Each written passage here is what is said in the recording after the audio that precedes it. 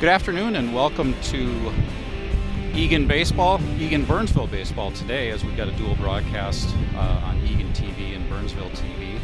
It's the matchup between the Eagan Wildcats and Burnsville, coming to you from Alla Magnet Park here in Burnsville. Beautiful day for baseball. A little windy, but after the first couple weeks of the season, we're not going to complain about this type of a weather situation this afternoon. Eagan 7-2 on the season coming into the game today, coming off of a nice win yesterday against Farmington. Well pitched, well played game in the field. Won 2-1, handed Farmington their first loss of the season. Burnsville coming into the game today with a record of 1-7. A little deceptive. They are probably not what you would think of a 1-7 team being. They've got had a number of one-run losses already this season. Very competitive. What tends to happen in this conference, once in a while you play a few close games, you lose a few close games, and later in the season tend to make up for those by winning those close games, and I would anticipate that that's probably what's going to happen with the Burnsville club as we move through the South Suburban Conference season. My name is Brad Ryder. I'll be doing the play-by-play today. I'll be joined by Jason Stanton. Jason will be doing color for the game today. Good afternoon, Brad. Can't complain about sitting out here on a day like this, that's for sure. Beautiful day. Alex Lackenmeyer will be leading off for the Wildcats, left fielder. Alex has hit leadoff in every game this season for the Wildcats. On the mound for Burnsville is senior Blake Schmeling. Deals the first pitch upstairs a little bit for ball one.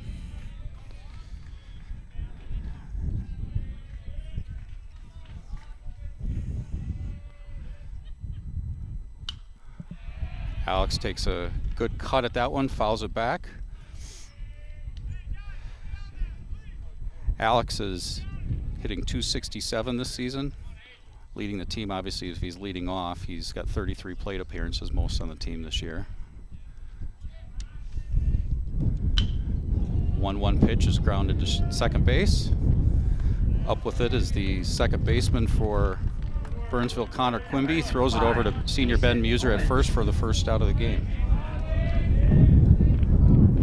We'll set the Burnsville defense here as we go along in the first inning.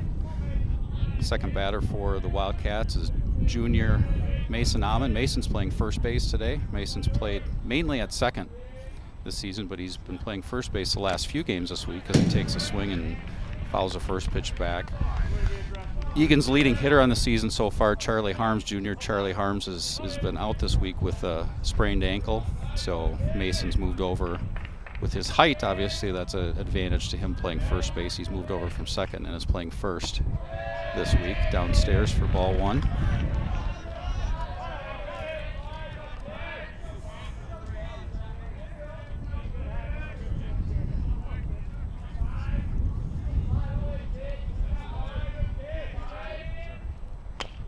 One pitch is squibbed back to Schmeling. Schmeling takes his time, fires over to first for the second out. Number 16, Liam Martin. Brings up shortstop number 16, another junior. Top three hitters in the Eagan lineup are juniors, Liam Martin.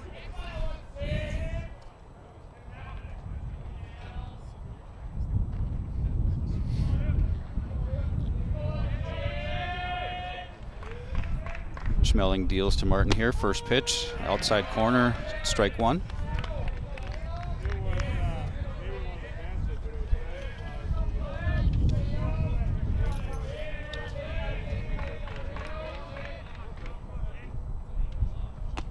Down and away, evens the count at 1-1. Quickly walk through the Burnsville defense at first base, the senior Ben Muser. Second base is junior Connor Quimby. Shortstop is senior Cade Bauer.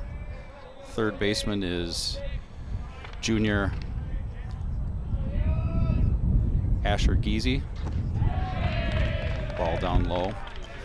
In the outfield, we've got sophomore Nick Muser playing left, senior Ethan Voss in center field, and senior Jackson Kiefer in right. Behind the plate is junior Jonah Dawson.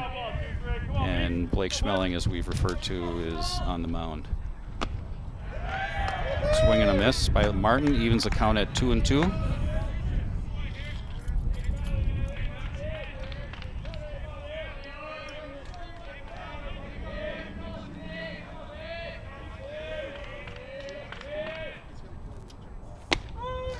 Called third strike on the outside corner, so Eagan goes 1-2-3 in the top of the first. Burnsville will be coming up to bat.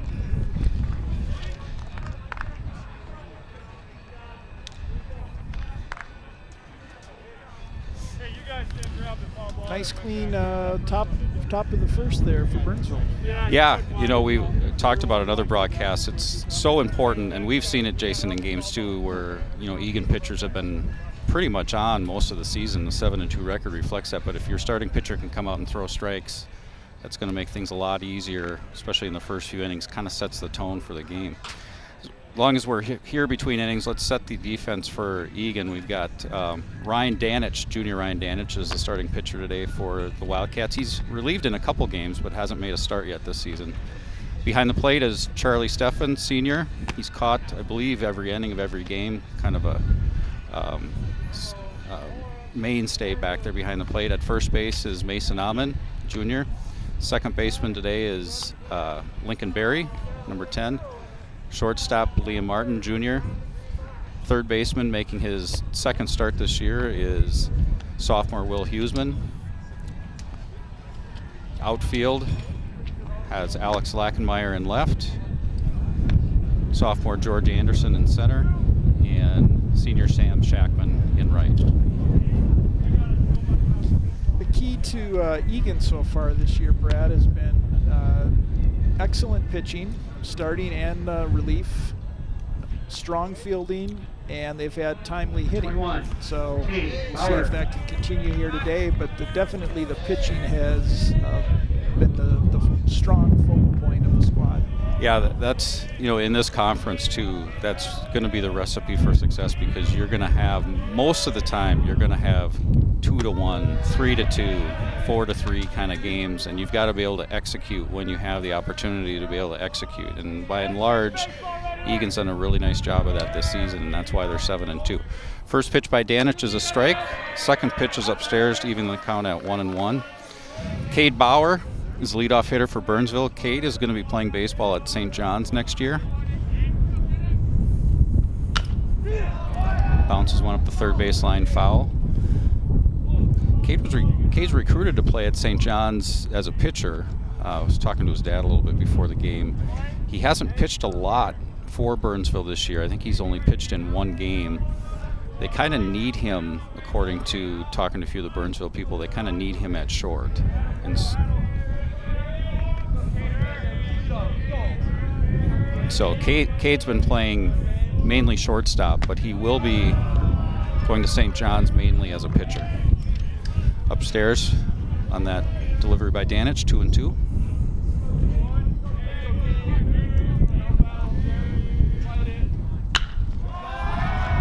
Hit well to right center field, drifting over those Anderson to make the catch. Number 10, Jackson, keeper. Brings up right fielder senior Jackson Kiefer. Ryan's got a good fastball, and he complements that with a very sharp breaking ball. So he likes to throw that when he gets ahead on the count. So watch for that. Starts him off with a nice fastball, as you referred to there, for strike one. His curveball is a little bit different than some of the other players that maybe we've seen this year. It's more of a 12-6 drop of a curveball. It's more of an up and down curveball, which I think, from what I've seen anyway in the game so far this season, second pitch is on the inside corner for a strike. It does a nice job of fooling the hitters, because a lot of the hitters at this level have seen that kind of side curveball. Exactly. But they haven't seen that 12-6 drop of the curveball like Ryan's got. We may see it here on 0-2. Nope, fastball hit right where they're not, into the center field. Right there, Eagan did the shift with 2 strikes, and they got, like you said, it was hit where the shift just missed. Did they move? Did you notice? Did they move them over after the second pitch? Yep. Okay. Yep. That brings up first baseman Ben Muser.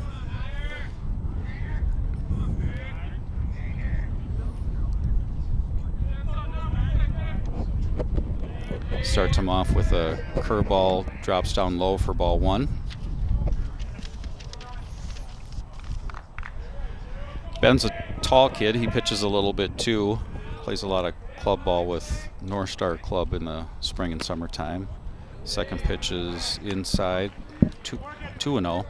Ben's planning on going to University of Minnesota Morris next year, and he's going to play baseball for the Cougars there. Throw over to first. Kiefer's back safely.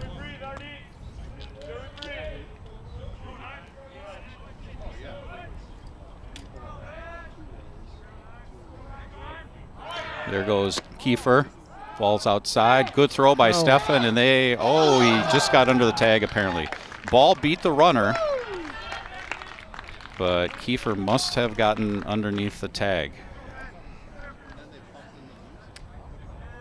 Yeah, Charlie clearly was a very quick release.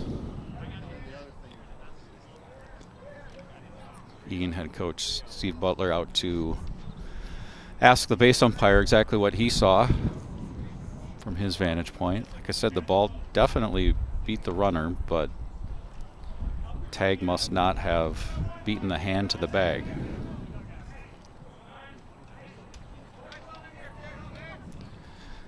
So Muser's got a 3-0 count. Kiefer's on second.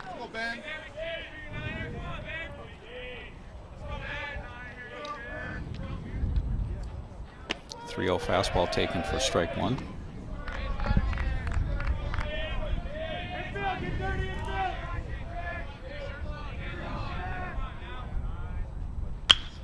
Grounded to third. Huseman picks it up, double clutches a little bit, but still has enough time to throw to first, get the out.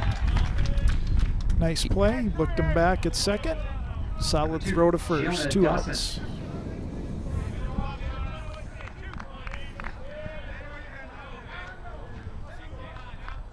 That'll bring up catcher Jonah Dawson.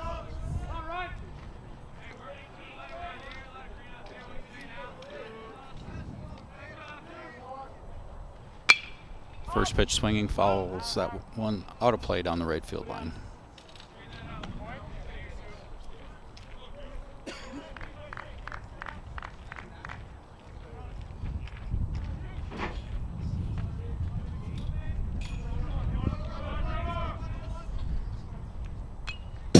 Fouled straight back. Danich is ahead 0-2.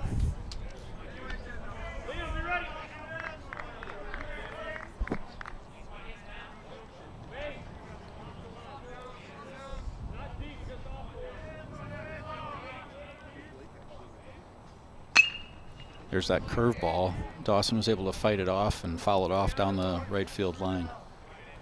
That's what you're talking about, the 12-6.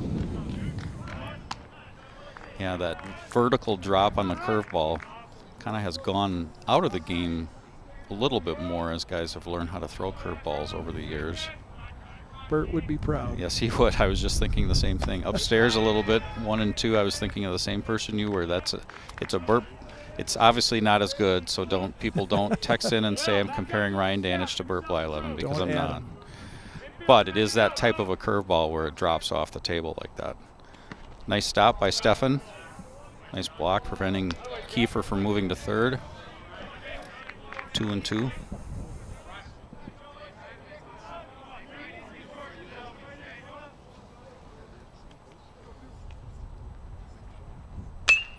Punched into right field. Shackman coming in, and he's got room, and he makes the catch. So Danich works out of a little bit of a mini jam in the first, leaving a runner at second base. 1 hit for Burnsville. After one, we have no score.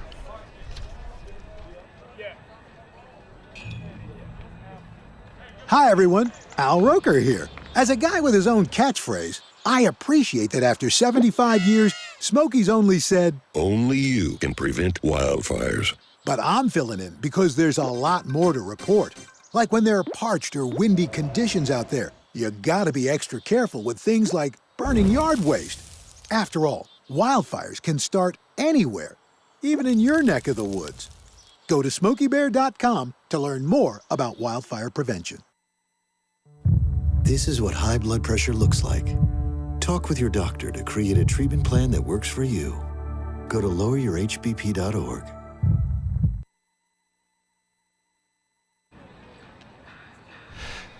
Back here at Alamagnet Park in Burnsville, top of the second inning.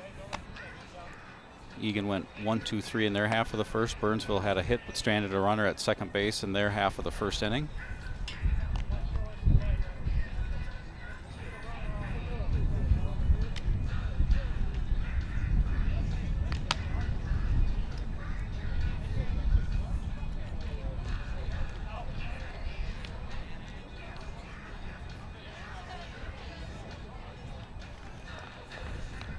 A little different makeup for both of these teams a little bit. Burnsville's a little bit more senior laden, relying on seniors a little bit more. Eagan's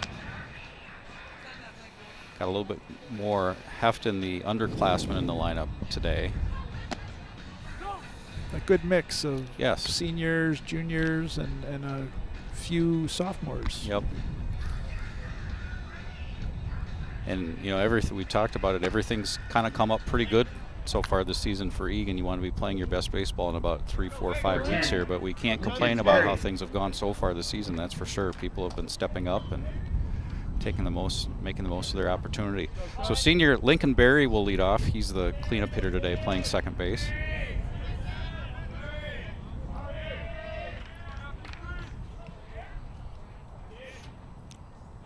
Schmelling's first pitch is swung at, popped up down the right field line. Muser taking a track, but it falls in foul. Something to keep an eye on, the sun in that part of the field as it continues to move across the field. Yeah.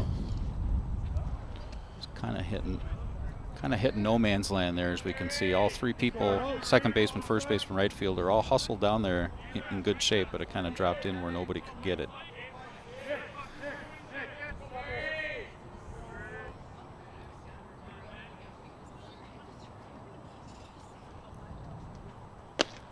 Swing and a miss. Nice location there by Schmelling. Schmelling's also played a decent amount of club ball with North Star, both in the summer and in the fall. Played some third base on those teams, pitched a little bit obviously too. 0-2 delivery, a little bit outside.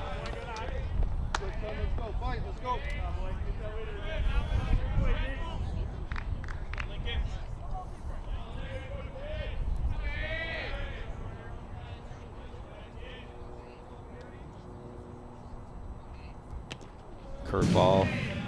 It's part of what makes this conference so difficult, Brad, is that a lot of these kids have been playing against each other, like you said, in summer ball, fall ball, now through high school in the spring. So they're quite familiar with one another.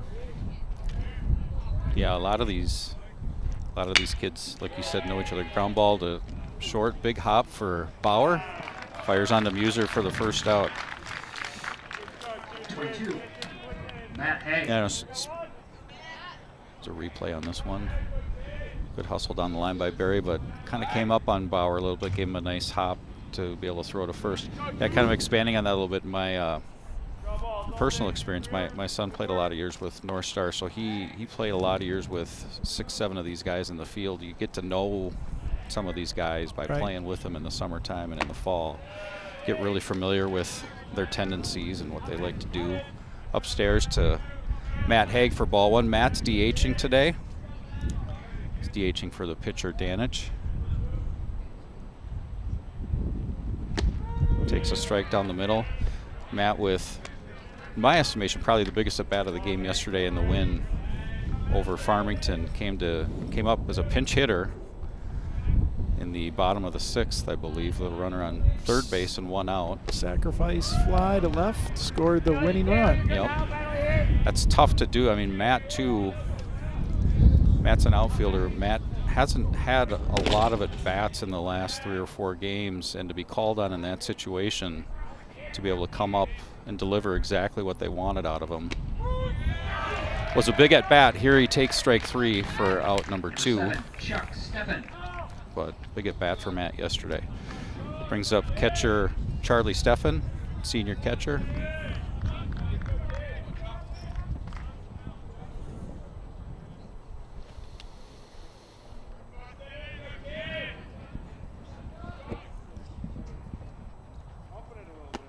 Takes up and away for ball 1.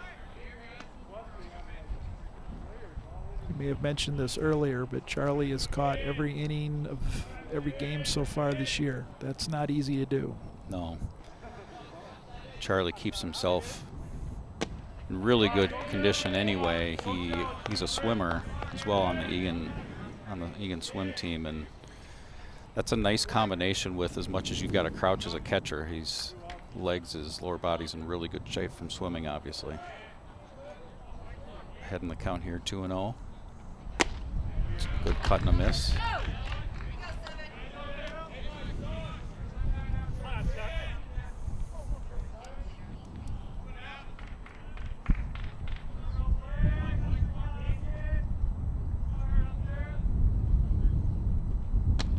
Takes a little bit outside.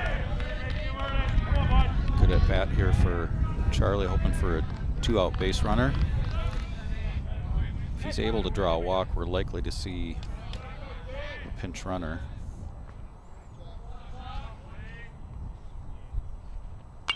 Foul back, runs the count full.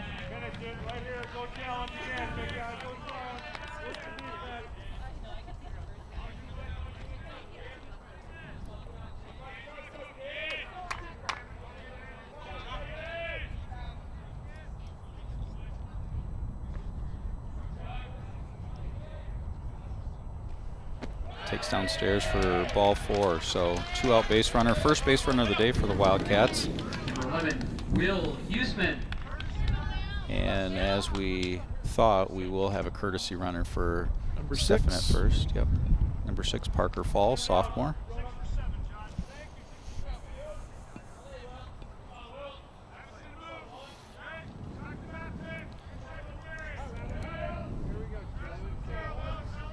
I would anticipate here possible steal situation with 2 outs for Fall. Stays put, and Huseman takes one in the back. So we've got a little 2-out rally here for Eagan. Runners on first and second. 27, Sam Scheckman.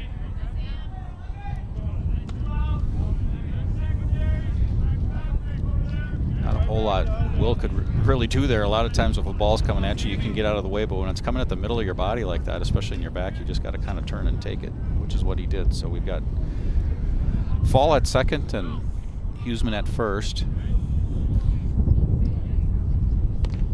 Dawson with a little 2-out mound visit to try to calm Schmeling down a little bit. Brings up senior right fielder Sam Scheckman for the Wildcats. Anything hit to the outfield, watch runner on second. Coach more than likely will send him home. Yeah, that's obviously we've seen Fall before in other games in this role. That's his role on this team, is to pinch run, courtesy run for Charlie Stefan and other people. He's got some wheels, obviously. Stolen a few bases already this year.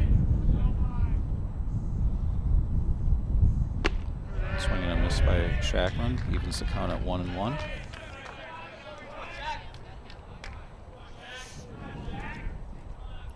Sam planning on playing baseball next year at Hamlin, the MIAC.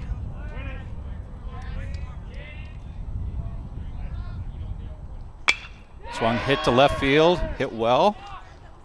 Left fielder's camped underneath it though. Nick Muser puts it away, and that'll do it for Eagan in the second. No runs, no hits, 2 left, and we'll be right back for more Eagan Burnsville baseball.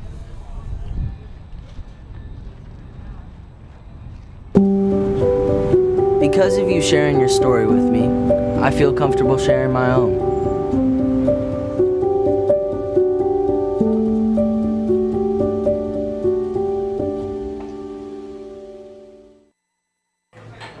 Put the keys down, Kevin. But I'm gonna drive home. There are several warning signs present that you shouldn't be driving. My text to emoji ratio has gotten a little out of hand. A little? Yep, I'm definitely gonna call a ride home. All right, Monroe, you ready? Monroe!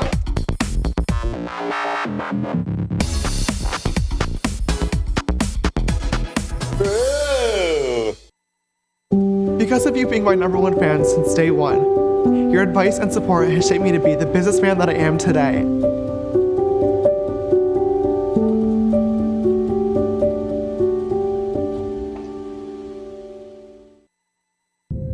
By the time you see the symptoms of lung cancer, it could be too late.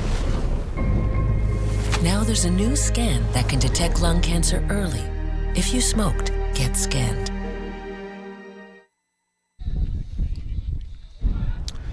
And we're back here at Alamagnet Park in Burnsville, heading to the bottom of the second inning. No score yet between Burnsville and Eagan. Leading off for Burnsville, the number 5 hitter, playing third base today, Asher Giese Jr.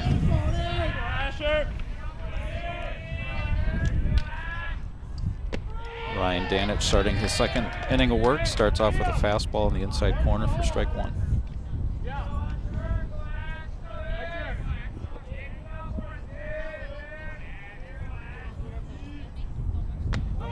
Curveball in there for strike 2. Looked like almost a knuckleball. A little bit, yeah.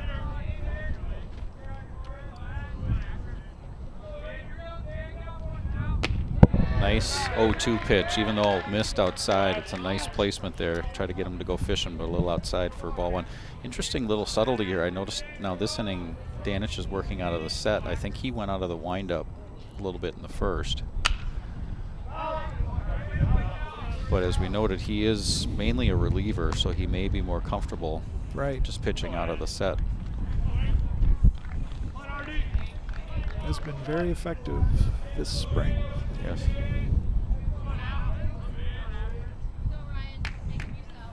Oh, nice 0-2 curveball, but Giese just got a piece of it and fouled it back.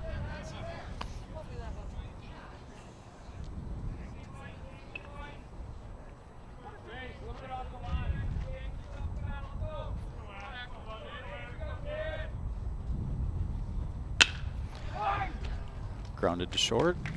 Martin fires over to first for the first out. Number 13, Nick Mauser. He made it look really easy, but that's a tricky play because you saw earlier how the ball in that part of the field is taken not can be bouncy. Not the truest hops I know. No. I mean, even on that one, there's a 3 hopper, but every hop was different when the ball came up off of it. Nick Mauser checks the swing, but not in time. High fastball for strike 1 for Danich.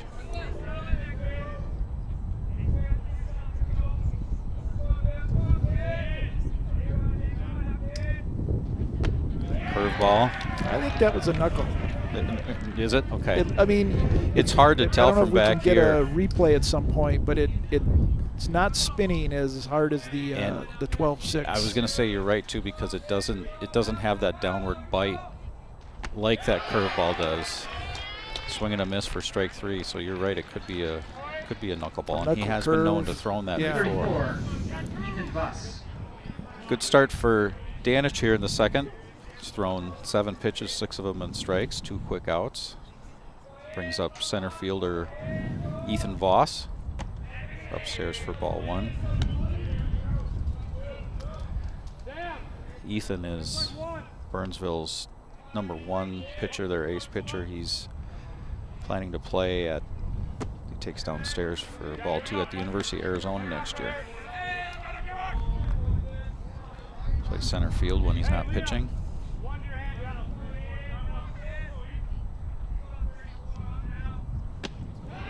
Swing and a miss.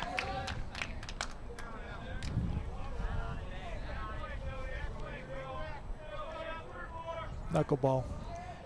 I'm going to keep my eye on this one and make sure that I see the spin on this one. That's a fastball, but it's fouled off down the right field line. Ethan's got a twin brother, Cole, who's on the Burnsville team too. Cole's a pitcher only, gotten in a few games already this year as a pitcher. Here's the 2-2. Grounded to second. Attempted backhand by Barry. Kind of came up on him a little bit, to your point a little bit, Jason, on the hops. Number 7, Lucas Trussell. And Voss will reach. I think if you ask Lincoln, he'd probably say he should probably have had that one, Yep. but it's... Yep, I would agree. He would say that he probably should have had it. Not exactly routine, but he was there. He was in position to get it. That brings up the DH, number 7, Lucas Trussell. Trussel's obviously hitting for Schmeling, pitcher. Trussel's a senior. Throw over to first by Danich. He had Voss leaning a little bit, or I didn't say leaning, he was taking a couple steps toward second.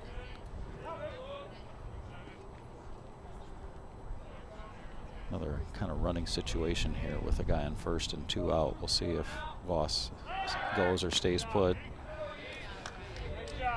Eagan must think the same thing. We've got a couple throws over to first.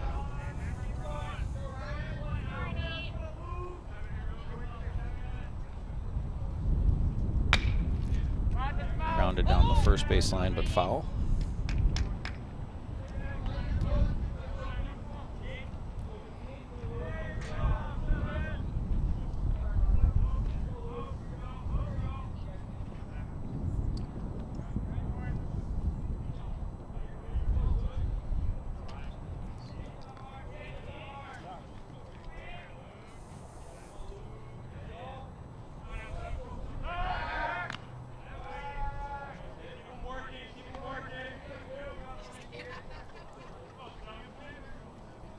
Eagan's outfield is shaded way around to the right side.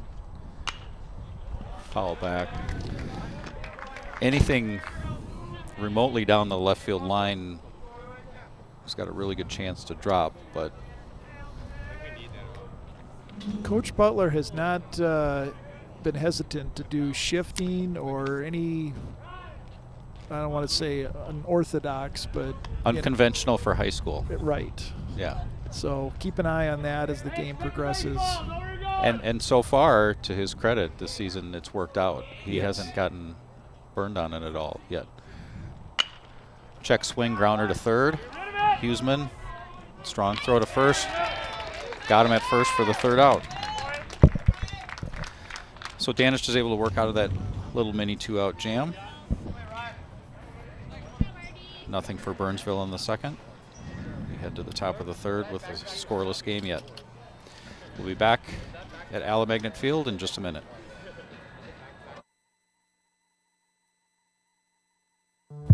This is what high blood pressure looks like. Talk with your doctor to create a treatment plan that works for you. Go to loweryourhbp.org. Because of you sharing your story with me, I feel comfortable sharing my own.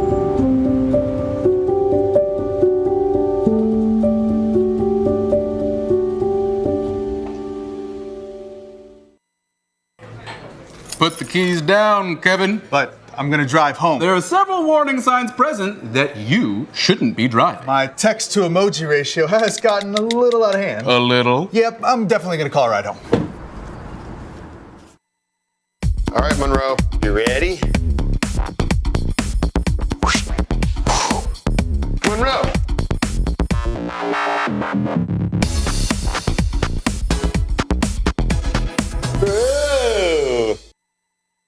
Because of you being my #1 fan since day one, your advice and support has shaped me to be the businessman that I am today.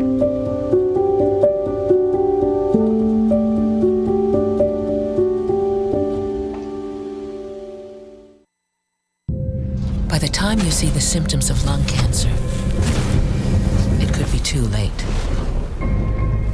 Now there's a new scan that can detect lung cancer early. If you smoked, get scanned.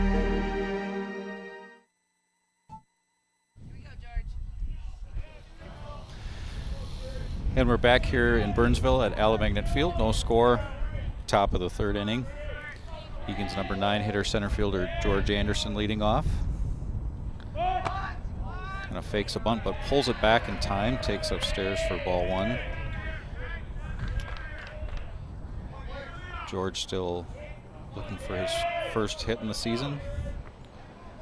Maybe trying to drop one down and use his speed.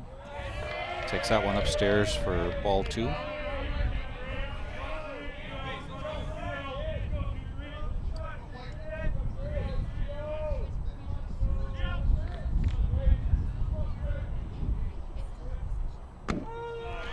Strike 1 from Schmeling.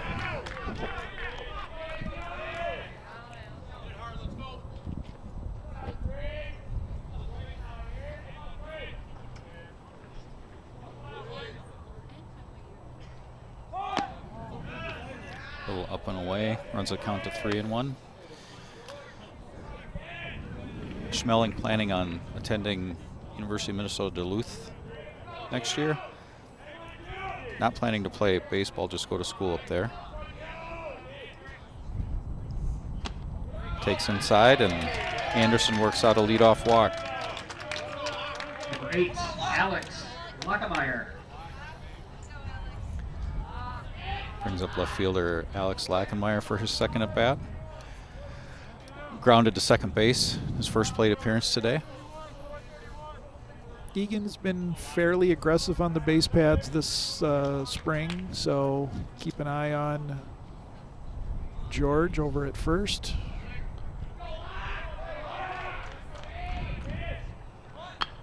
Lackemeyer drops a bunt down, drops in front of the third baseman, picks it up. Pitcher picks it up, throws the first, not in time. Anderson not stopping on the base paths, advances all the way to third base. See a replay here. Popped the bunt up, but it landed in a good spot between 3 fielders. Lackenmeyer's got great speed, was able to beat it out. Oh, the third, they didn't have anyone over anybody at at third either. Yep. I know that's one thing that they have been working on in practice a little bit, is that first to third on the sacrifice bunt. When they recognize that the third baseman has come in to charge on the bunt, as Amon takes a hack at the first pitch and drives it into left center field for a base hit, bringing home Anderson for the game's first run. Eagan leads 1-0. Just saying, I was kind of watching Anderson out of the corner of my eye on that bunt, and he didn't stop at all. He kept running. And that's, again, something they work on. Mason Amon first pitch swinging, driving in the first run for Eagan today.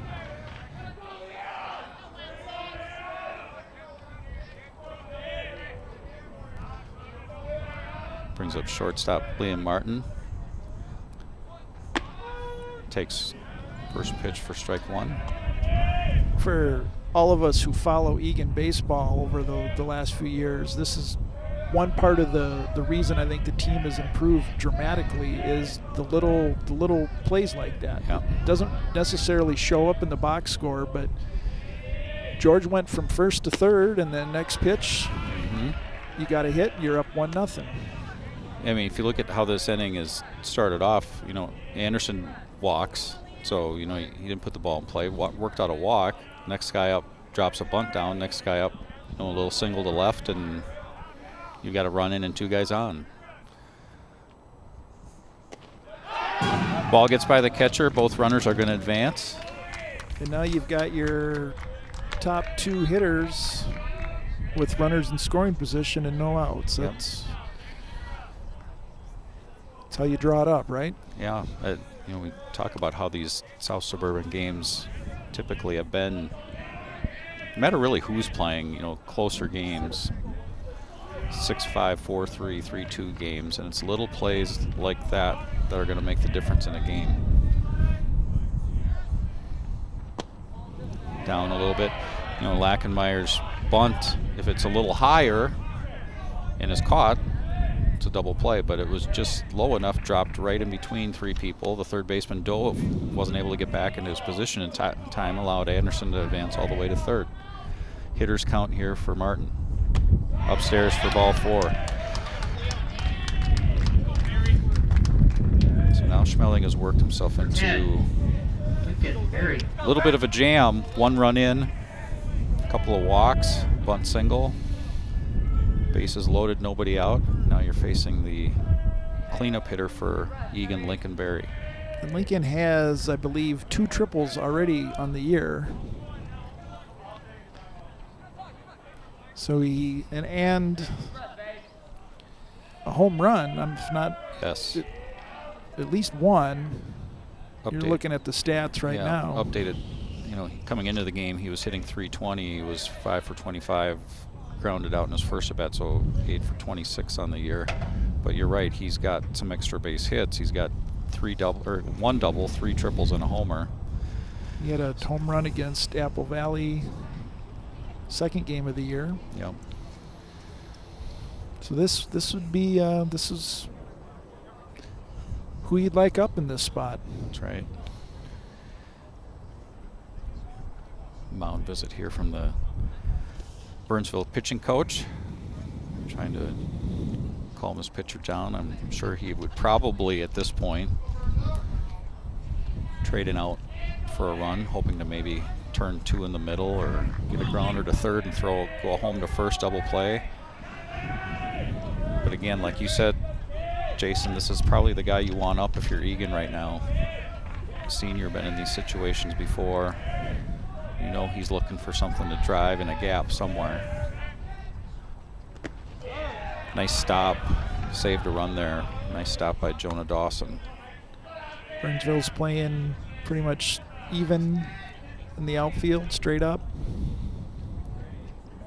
Looks like the corners are up a little bit. They'll come home on a grounder. In the middle, they'll try to turn 2. Healthy hack. Out of play. Off to the right, out of play.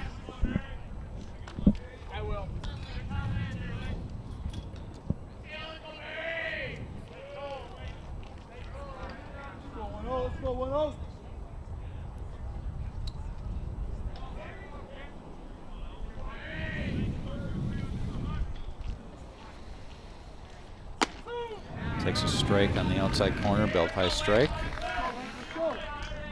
Schmeling gets ahead 1-2.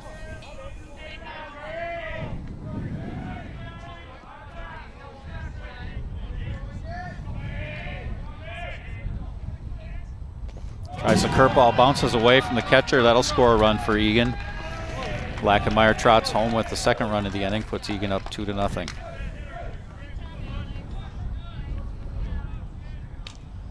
Dawson's made a couple nice stops, but that one was too far out and kind of had his glove turned a little bit the wrong way. Didn't have much of a chance there. Tried to fool him with an off-speed outside, the old throwaway 2-strike pitch.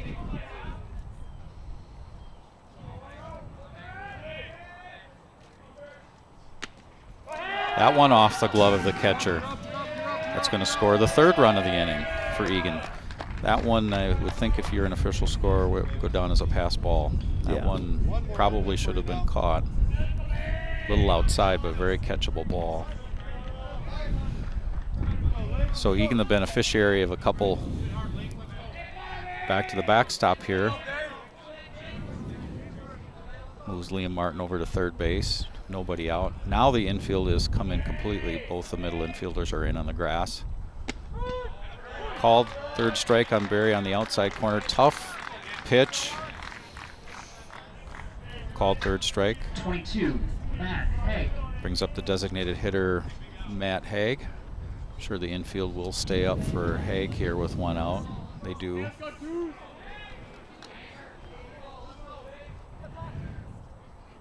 Haig calls time.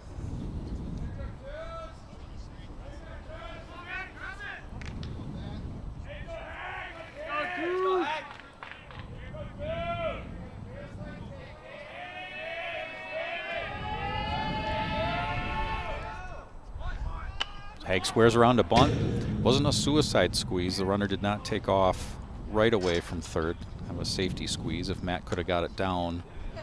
Martin's got decent speed. He probably would have been able to beat a throw home. Not a bad idea. They're probably not thinking that Haig is going to bunt. You know, you notice that the grass here is pretty thick, so you're not going to, it's going to just stop. Healthy cut and a miss there by Haig for strike 2. Which is going to force the fielders to make a play on it, and we know when you have to force action, anything can happen. Right. Successful bunt earlier this inning. If you're a coach, it kind of feeds your thinking like, well, let's try it again. You know, we were successful with it before. 0-2 pitch upstairs. 1-2. And if I could read Coach Butler's mind, his goal right now is just to get Liam in. Mm-hmm. He's another run. I think we would gladly take another fly ball to left field from Matt like we had yesterday.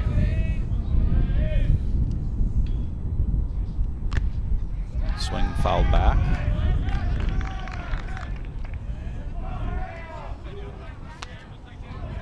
Let's go, dude!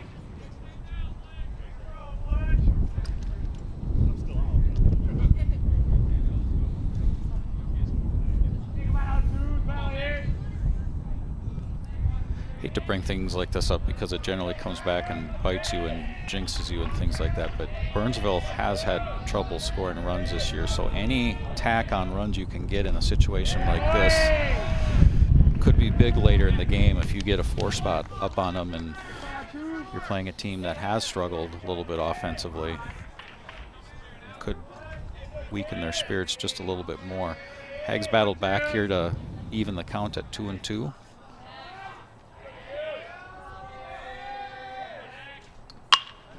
Ground ball to short, throw home, and they did get Martin at home. Coach Butler had the contact play on there, so Martin was going no matter where the ball was hit, I believe. Nice play by the shortstop. Yes. Fielded nice cleanly. And Number 7, Chuck Steffen. And we've got a pinch runner at first base for Haig. Nope, Matt's still. Oh, Matt's still there. Matt's Sorry, still my there. bad. Matt is still at first base. So that brings up catcher Chuck Steffen. Charlie walked in his first plate appearance. Takes strike 1 on the outside corner.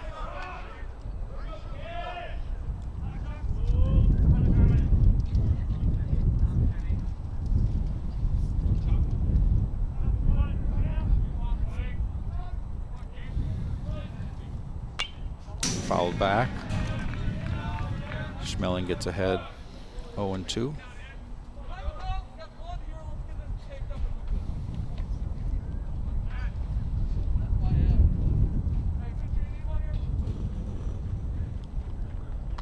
Time's called. Coach Butler's going to have a word with Haig, probably to go over signals a little bit. We have seen the Wildcats attempt steals with 2 outs a few times this spring, and part of I think the theory behind that is it's who's up in the order, right. And if they get thrown out, if you're at, say, the top of the order, or we know that Coach Butler is comfortable with that matchup going into the next inning. So, yeah. Another thought is, when you get your senior catcher who's been hitting well for the Wildcats this year, making good contact in an 0-2 hole like this, you roll the dice, and if Haig gets thrown out at second, then you got a clean count for Steffen leading off the next inning too. Right. But my guess there is maybe somebody may have missed a sign on one of the other 2 pitches. just a guess. Did he say if he got spiked? Did he say if he got spiked?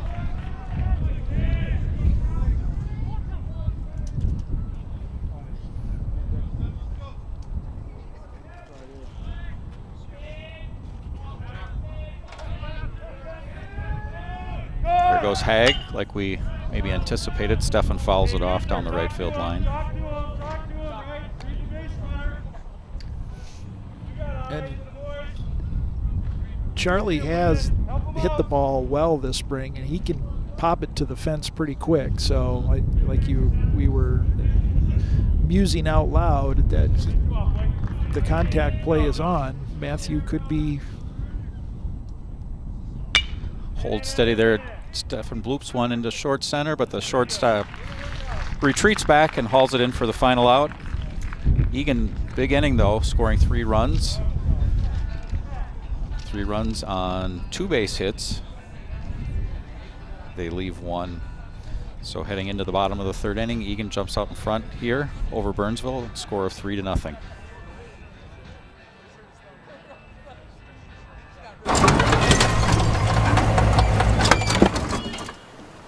Leah, did you put a new dent in that? This one? No. Were you texting and driving again? Yes. Hi, Leah. Hi, Dad. Sorry about your bumper.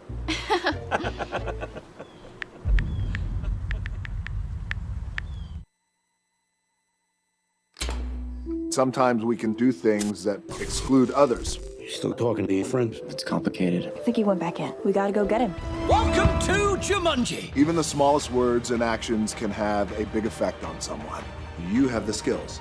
Because of you, someone's entire day, their year, or their life can change. Remember, the future is in your hands. Visit becauseofyou.org to learn more. Totally, let's do it.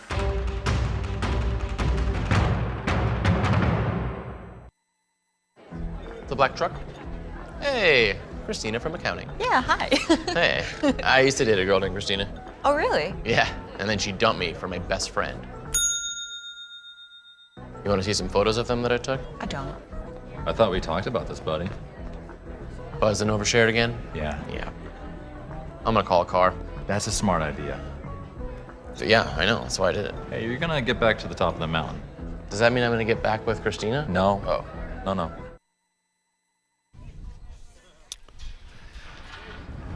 Welcome back to Burnsville's Alamagnet Field, heading to the bottom of the third inning. Junior second baseman Connor Quinby making his first appearance at the plate today. So we've completed our first trip through the Burnsville lineup now, the bottom of the third. First pitch by Danich is downstairs for ball one. Fairly effective first two innings so far for Ryan.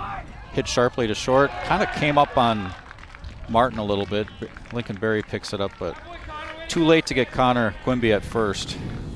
Kind of short hopped Martin there. That would have been a tough play. Yep, that was 21, Cade Bauer. Kind of hit off the end of the bat.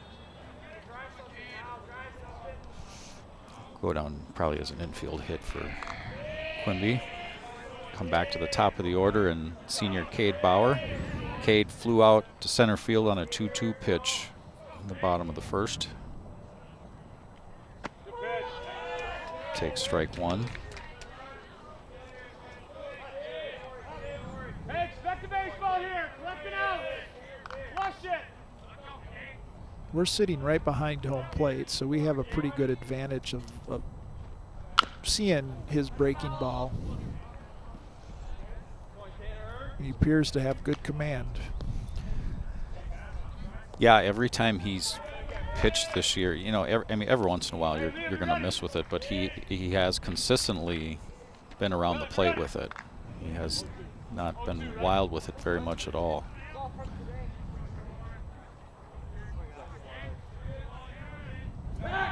Throw over to first. Quimby back safely.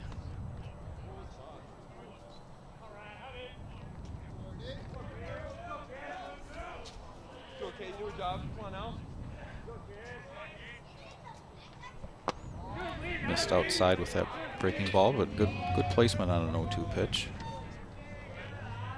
Don't want too much of the plate on those 0-2 pitches.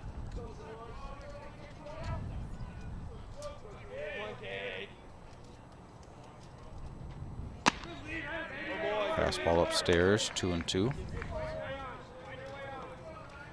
Hey, deep breath, execute two.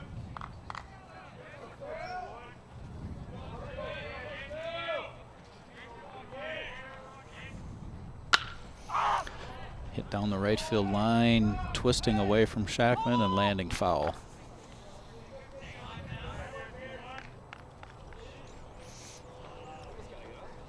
Mentioned in his first at-bat, Bauer's going to St. John's next year.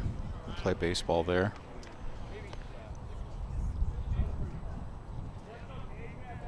Recruited as a pitcher, but as I mentioned, he hasn't pitched much here this spring. They kind of need him at shortstop. So he's been playing a little bit more shortstop than pitching this year. Might see him pitch a little bit more as we get closer to sections and maybe into section tournaments.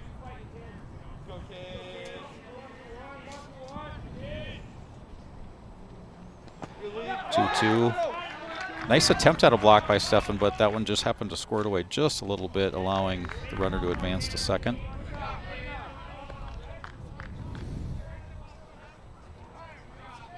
See, Charlie did everything right there. The ball just kind of came up a little bit on him, caught him in the shoulder, and bounced away just enough for the runner to advance. Good at bat here by Bauer. 3-2 pitch is lined right at Barry. Throw to second, close. Just a little bit off. Yeah, close play, just a little bit off. Quimby was able to get back. I was about to say that was a good at bat on both sides between the pitcher and the hitter. Good battle. Danich got ahead 0-2. Bauer battled back, fouled off a pitch, hit a line drive at Barry for the first out. He'll bring up senior Jackson Kiefer. Jackson singled in his first at bat. Stranded on second. Swing line one foul down the right field line.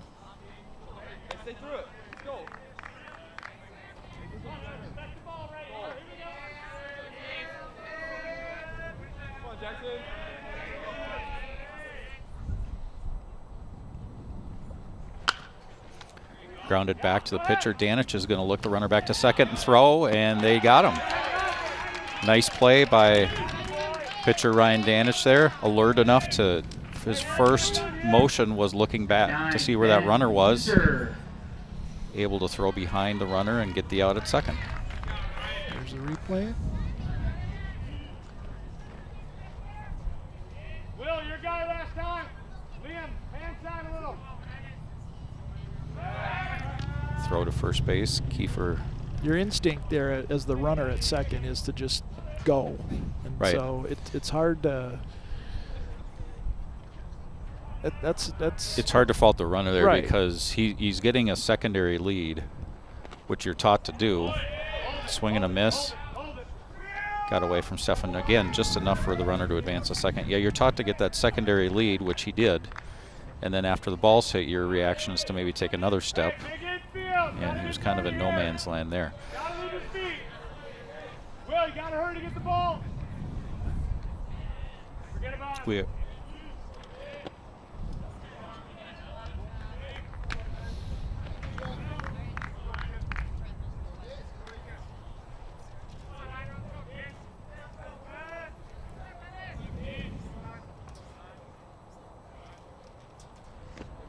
Down low, 2-1.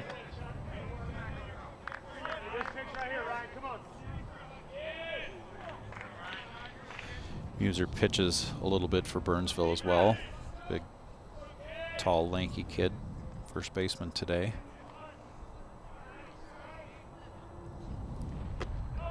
Down low.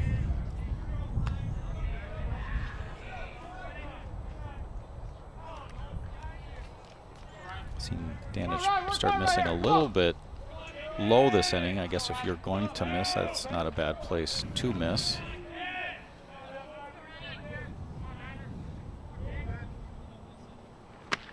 Swing and a miss by Muser.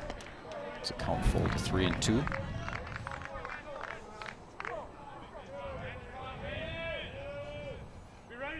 Kind of a big at bat here for Burnsville. Swing and a miss. Nice. Worked his way out of that. Again, little mini jam. So no runs for Burnsville in the bottom of the third. One base hit. See the replay here. Good location, outside corner. Had Muser reaching a little bit for it. Too close to take, had to swing. And that gets us through 3 complete. Eagan still leading, 3-0.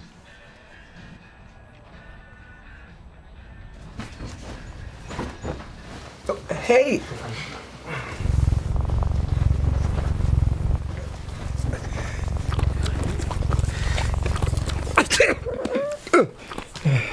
Okay.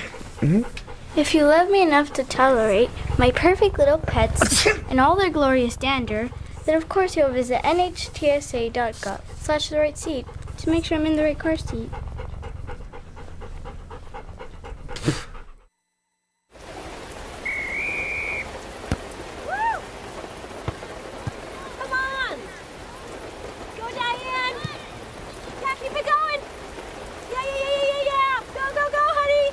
If If you love them enough to drive an hour to cheer them on as they get beat 11-0 in the rain, then surely you'll check nhtsa.gov/the right seat to make sure they're correctly buckled in the back seat.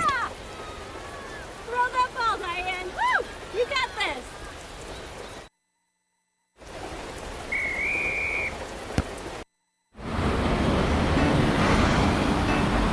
Hey, let's check out this park.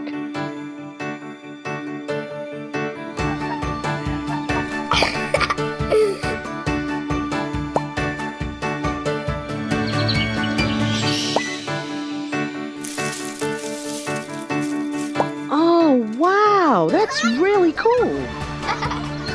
To find a great local park or forest near you, go to discovertheforest.org.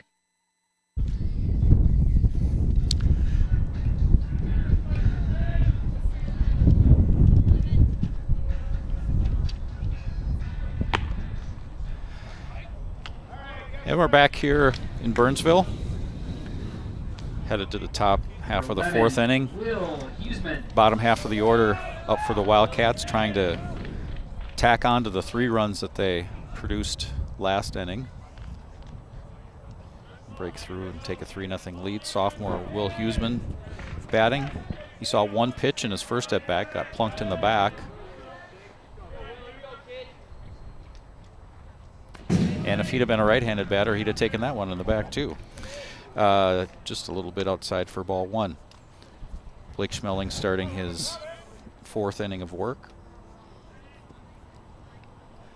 Will collected his first varsity hit yesterday. Congratulations. Yes. Big hit at a big time too. Led off the inning. Takes that one a little outside for ball 2. I believe he was pinch run for, and that was ultimately the winning run that scored then in the bottom of the 6th. Takes strike 1.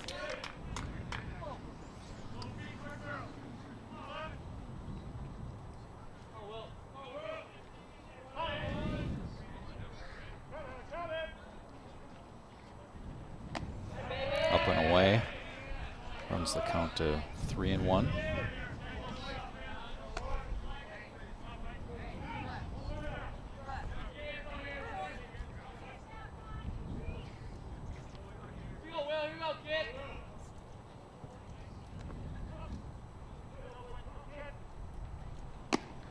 Outside for ball 4.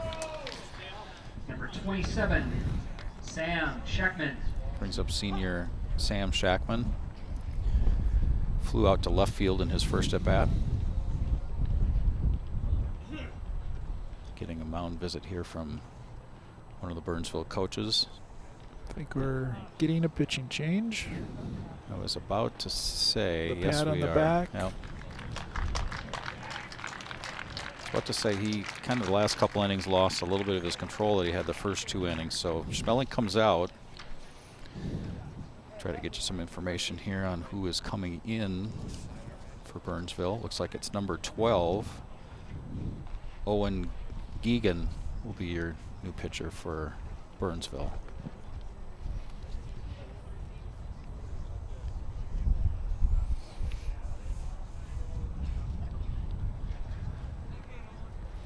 Turn us around and make us face a left-hander here as Eagan comes in. Yep.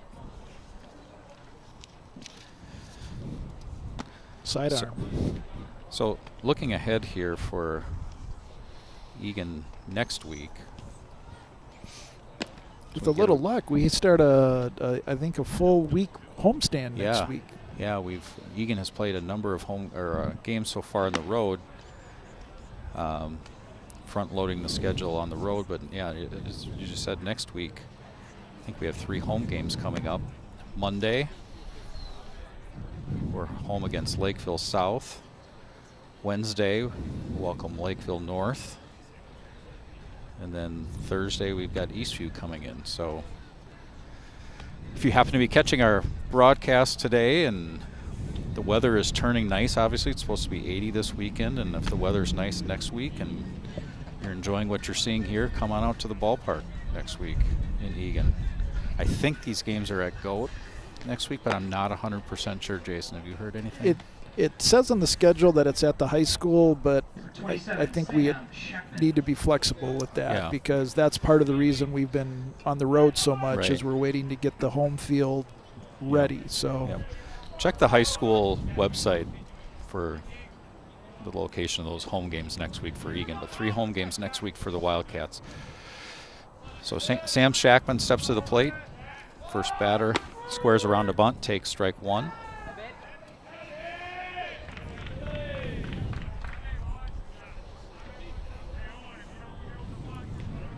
As you mentioned, Eagan's a little bit more of a side armor from the left-hand side.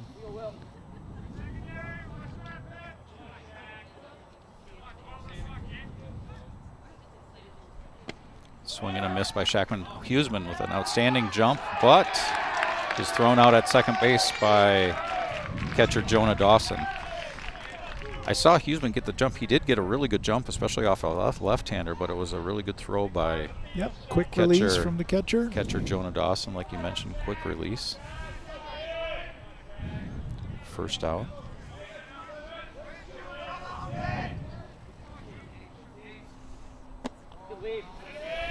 Slowed it down even more on that pitch. He threw kind of a slower curveball, Shackman, on the previous pitch and slowed it down even more there. Takes outside for 1 and 2.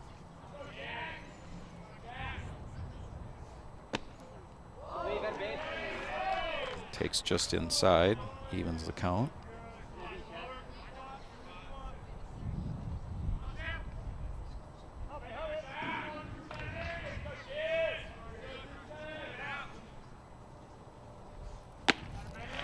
Swing and a miss by Shackman for the second out.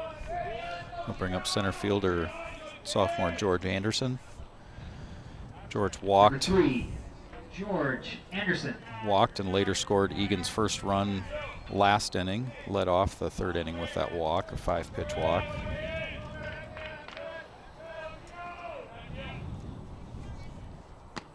Takes inside for ball 1.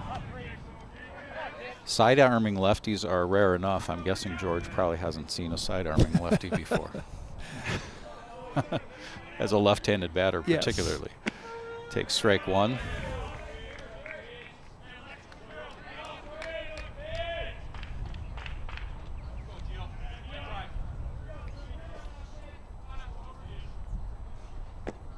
Takes downstairs, 2 and 1. And, you know, you don't have to throw hard to be effective. No.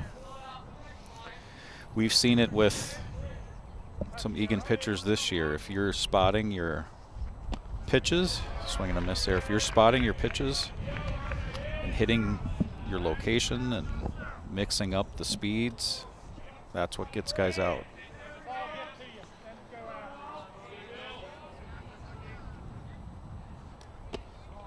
Takes just inside.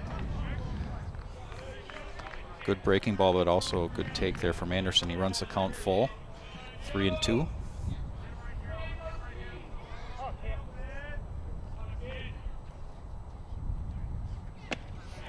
Swing and a miss there for the 3rd out. So leadoff walk, caught stealing. Eagan goes down 1-2-3 in their half of the 4th inning. Head to the bottom of the 4th. Eagan still holding on to that 3-0 lead.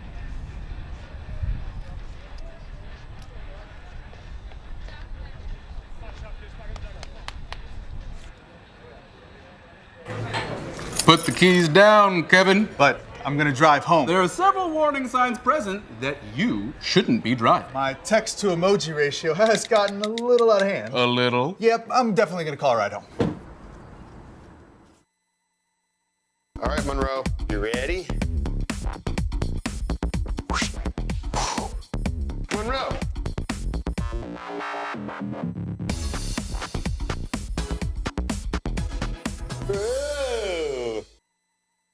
Because of you being my #1 fan since day one, your advice and support has shaped me to be the businessman that I am today.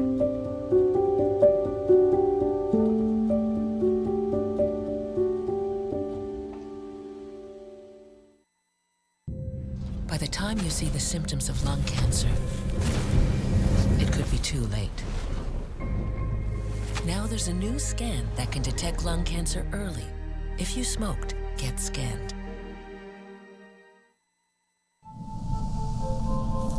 After 15 years of smoking, Eva Marie quit. There's a new lung cancer screening that could save her life. You stopped smoking. Now start screening. Learn more at savedbythescan.org. Back here in Burnsville, Alamagnet Park, Alamagnet Field. Danich starting off, strike one to the catcher, junior Jonah Dawson. Dawson fouls off pitch number 2. So Danich got him in an 0-2 hole right off the bat here. Number 4, 5, and 6 hitters coming up for Burnsville here in their half of the 4th. It's that breaking ball, but Dawson hits it well to center. Back. Anderson tracks it down. Nice running catch by sophomore outfielder George Anderson there for the first out.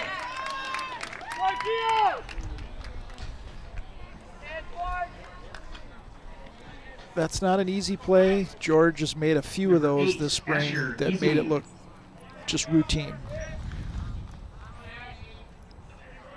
And that's why he's there. He's done really well tracking the ball. He's got good speed, gets good jumps on those balls. He's got a sneaky strong arm. Yes. Saw that the other day on that throw home in the Grand Rapids game, I believe. That brings up third baseman Asher Giese. Grounded to short his first at bat. Takes the first 2 pitches from Danich downstairs.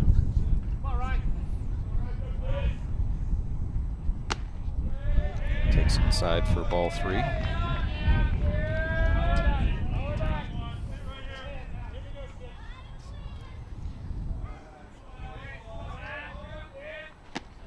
Takes outside for ball 4. 4-pitch walk by Danich.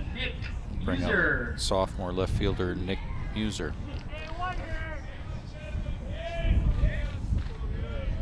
One of the advantages that Eagan has had this week and this spring is that their starting pitching has gone well deep into the game. So it'll be a little interesting to see how far we go here, as we've got plenty of depth in the bullpen as he throws a nice solid knuckleball over for strike 1. Yeah, I think, going into this game today, we were trying to figure out what the pitching plan may be, and I think if you would have swing and a miss there for strike 2, told the Eagan coaching staff you're going to have Danich on the mound yet with a 3-0 lead in the bottom of the 4th. Not that Ryan can't pitch effectively later, but he hasn't yet, and so he hasn't thrown a lot of pitches yet this year. Runner goes, ground ball to Liam Martin at short. Runner's already at second, so he'll throw on to first to get the easy out for out number 2. So I think, the question was, Danich has had some really effective relief outings so far this year, but hasn't really been stretched out from a pitch count standpoint yet. So anything you can really get beyond this point is probably a bonus, I would say.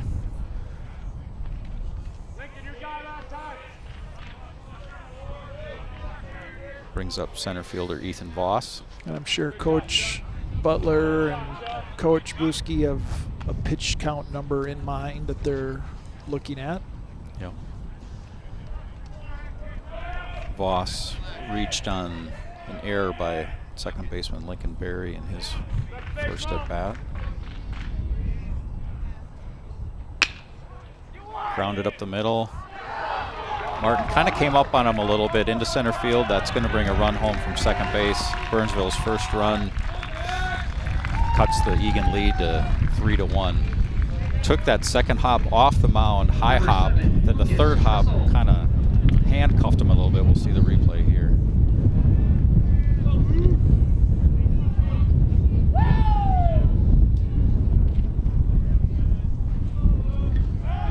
Throw over to first, brings up DH Lucas Trussell. Probably another running situation here, possibly for Burnsville. Voss has got good speed. Stays put there. First pitch is inside for ball 1.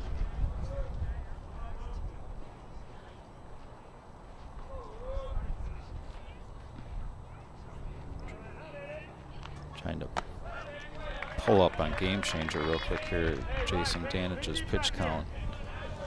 67. That was his 67th pitch. So 43 strikes. Good ball to strike ratio. Yeah, there hasn't that fly ball to George here this inning. That was the hardest hit ball so far. Yep.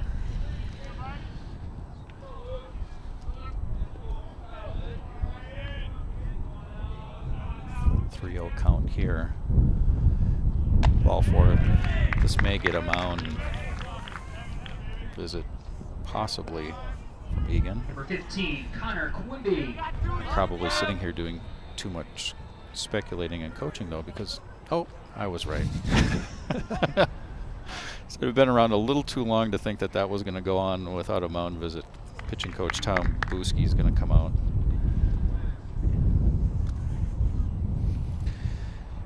Gonna get some arms warm up down there in the bullpen.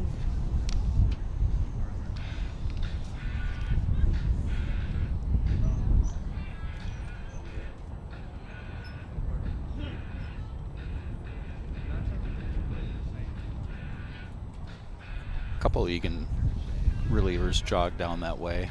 Now they're walking back. Maybe they're just getting loose a little bit here. They're not throwing yet. Senior Michael Gelino was one of them that was running down there. Michael threw some effective innings this past Saturday against Grand Rapids. A couple other relievers kind of jogging down there too, just to maybe get loosened up. We're gonna stick with Danich here, obviously, facing the number 9 hitter Connor Quimby. Quimby single in his last at bat though. Takes strike one. Said it last inning when senior Ben Muser was up, but this again, big at bat for Burnsville at this stage of the game. Starting to get later innings. Strike two.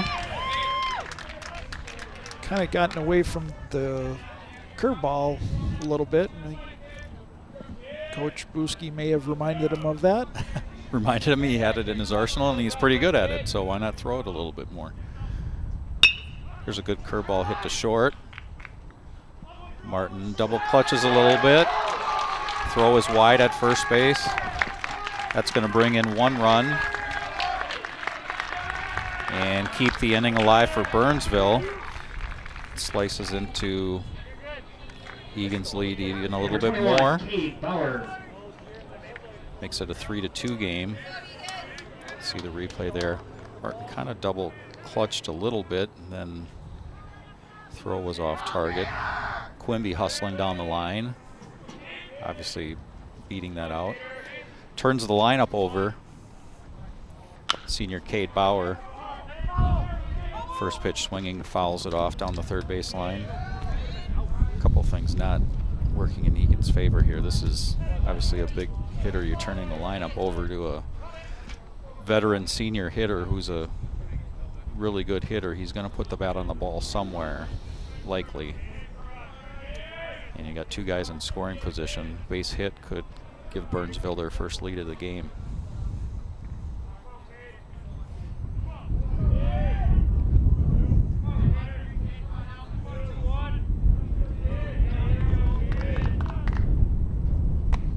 Upstairs. Evens the count at 1-1.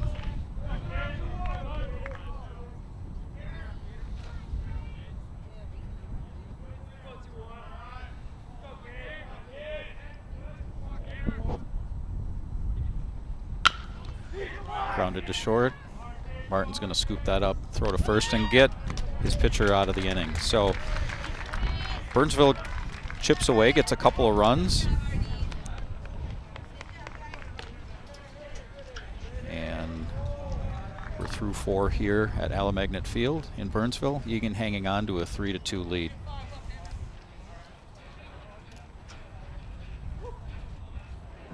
The black truck? Hey, Christina from accounting. Yeah, hi. Hey, I used to date a girl named Christina. Oh, really? Yeah, and then she dumped me for my best friend. You want to see some photos of them that I took? I don't. I thought we talked about this, buddy. Buzzed and overshared again? Yeah. Yeah. I'm gonna call a car. That's a smart idea. Yeah, I know. That's why I did it. Hey, you're gonna get back to the top of the mountain. Does that mean I'm gonna get back with Christina? No. Oh. No. Yo, Scott. Hey. I'm heading out, man. You want to ride? No, I got my car, but I actually really need to go to the bathroom. Oh, you know what? I was just in there. The line is like 10 people long. You know, I think I'll just...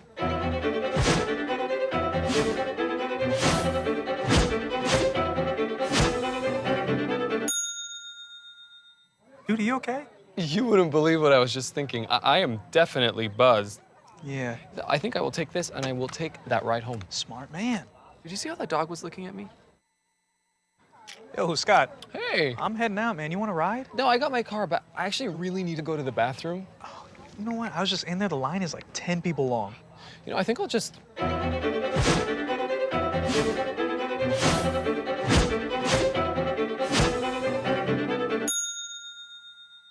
Dude, are you okay? You wouldn't believe what I was just thinking. I am definitely buzzed. Yeah. I think I will take this, and I will take that ride home. Smart man. Did you see how that dog was looking at me? Back here in Burnsville, top half of the 5th inning. Eagan batting, top of the order. 1, 2, and 3 hitters scheduled up this inning. Left fielder Alex Lackenmeyer has taken a pitch downstairs for ball 1 and just taken strike 1. Chopped foul off to the right. Alex grounded out in the first. Credited with a single in the third as he dropped down a nice bunt that was able to elude the diving third baseman, and he was able to beat out the throw at first for a base hit. Scored Eagan's 2nd run of the game. Takes called strike 3 there. Nice backdoor breaking ball by pitcher Owen Eagan for Burnsville. First out of the inning. Brings up third baseman Mason Amon. Mason grounded out to the pitcher in his first at bat, singled, and scored Eagan's 3rd run in the 3rd inning. First pitch swinging, grounds 1 to first. Easy play for first baseman Ben Muser. Trots over to the bag for the 2nd out. Number 16, Liam Martin. Brings up shortstop Liam Martin. Liam took a called 3rd strike in the 1st inning and worked out a 5-pitch walk in the 3rd. Takes outside for ball 1.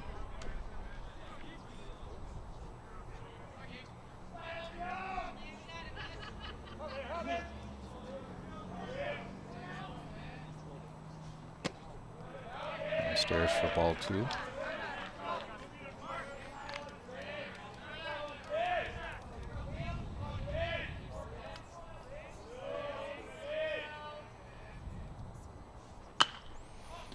Took a little bit off that one, had Martin out in front just a little bit. Skies 1 to center field. Center fielder Cole Voss puts it away for the final out. So very quick inning for Burnsville in the field. 1, 2, 3. 3 up, 3 down. We head to the bottom of the 5th. Eagan still hanging on to a 3-2 lead.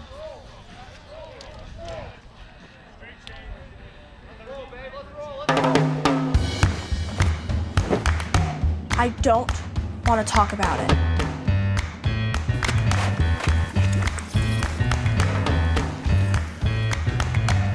I don't want to talk about it.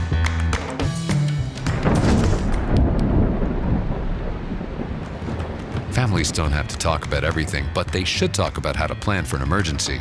Get tips and resources to make your family's emergency plan.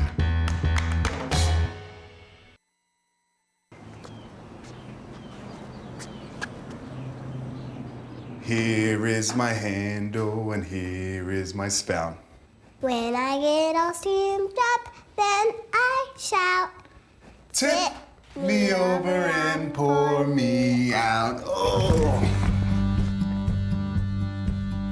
It only takes a moment to make a moment. Cheers. Take time to be a dad today. Welcome back to Burnsville, Alamagnet Field here in Burnsville. We head to the bottom of the 5th inning. Eagan hanging on to a 3-2 lead over Burnsville, and we got a pitching change for the Wildcats. Coming in as sophomore right-hander, kind of a side armor, Trevor Langenberg. Trevor's making his second appearance of the season for Eagan. Closed out the win on Saturday against Grand Rapids with a couple of effective innings on the mound. Kind of got the battle of the sidearmers now. Battle of the sidearmers. What you can do, we can do even from the right side. Right. Burnsville's reliever Owen Eagan in the game right now is a sidearmer from the left side, and Eagan counters with their sidearmer reliever from the right side, Trevor Langenberg. Jackson Kiefer with his third plate appearance today takes downstairs for ball one. Jackson singled in the first inning, was stranded on second. Takes ball two. Grounded into a fielder's choice in the third, and again reached second base but was stranded there.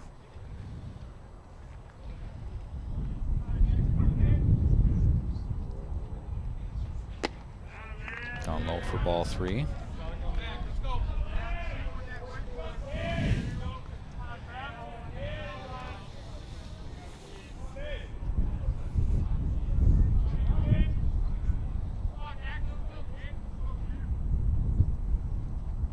Takes outside for a 4-pitch walk to start the Burnsville bottom of the 5th inning.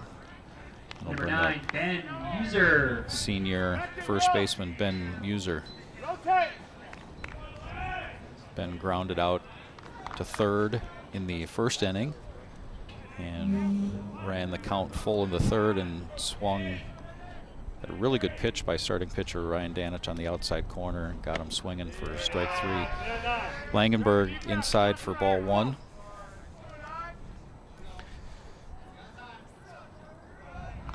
Langenberg trying to just compose himself a little bit there. Just needs maybe one strike to kind of get him in the groove here.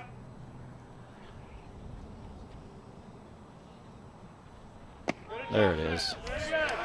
Strike one.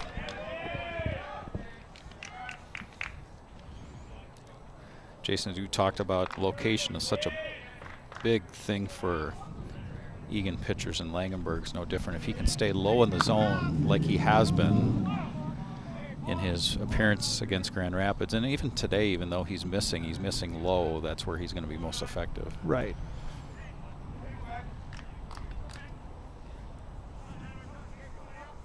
And again, you know, you can do batting practice before games. You don't typically have batting practice against sidearm. Right. From the left or right side. Right. Jammed to third base. Huseman to second for one. Turn to first. Throw is just off the line. I was waiting for the base umpire to, he didn't really call safe or out, but the throw was just off the bag just a little bit and dropped by the first baseman. By the first. Mason Amon. So Muser takes the place of Kiefer at first base.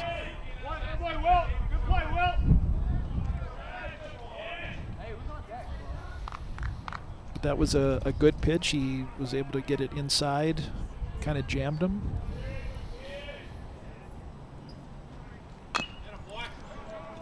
Tapper out in front of the mound, stays foul. Charlie Steffen, good hustle to get on that, pick it up.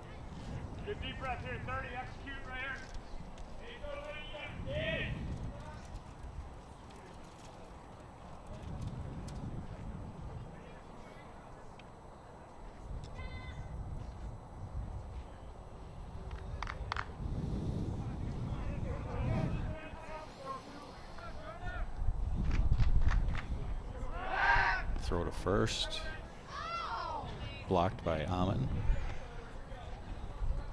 Dawson's put the ball in play fairly decently twice. A fly out to right field in the first, fly out to center field in the fourth. And we'll see if fouled off there. We'll see if might be a candidate for a hit and run. Yeah. Well, now down 2 strikes. Keep an eye maybe on Muser a little bit and see if they want to try to get that tying run into scoring position for the middle of their order.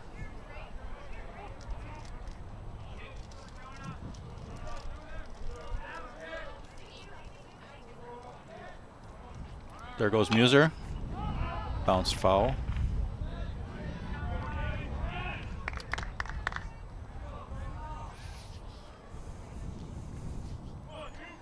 Be surprised to see them try that again. When you got, like you said, when you've got a guy up at the plate who can make contact, who you have confidence in, it's probably not going to strike out. You're down by a run. It's getting late.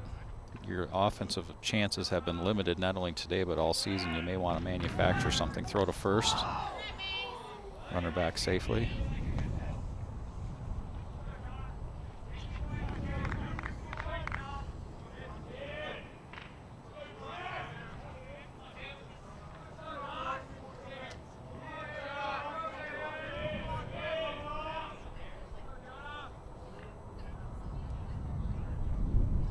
Runner stays. Another foul ball. Good battle here by junior catcher Jonah Dawson.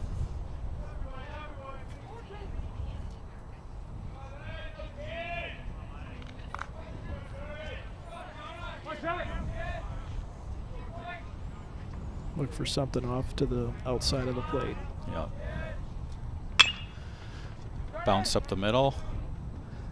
Martin shovel to Barry onto first, not quite in time. So again, runners trade places at first. Dawson will be the runner at first after that fielder's choice. Probably hit too weakly to do much more of anything else than that. Got the first out at second, but unable to turn the double play. It'll bring up third baseman Asher Giese. Asher grounded to shortstop in the second inning, walked and scored Burnsville's first run last inning. Fouled back. Sure, I got 2 of them if you want them. Don't know what kind of speed Dawson's got, but we're probably in another situation where you got to keep an eye on the runner here with 2 out. Hey, here we go. Get us out of here right here. Stuck in the field.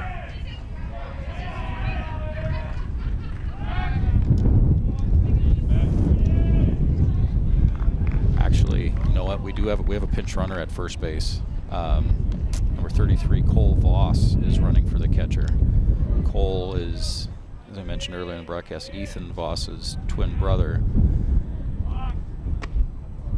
Pitches inside. 1-1.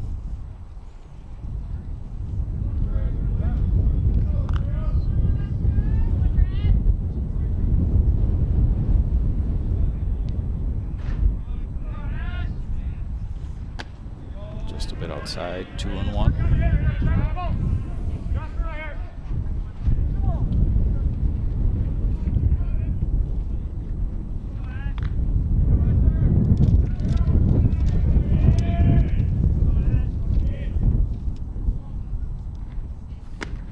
Swing and a miss. Good location on that. Sidearm delivery by Langenberg. It's a count to 2-2.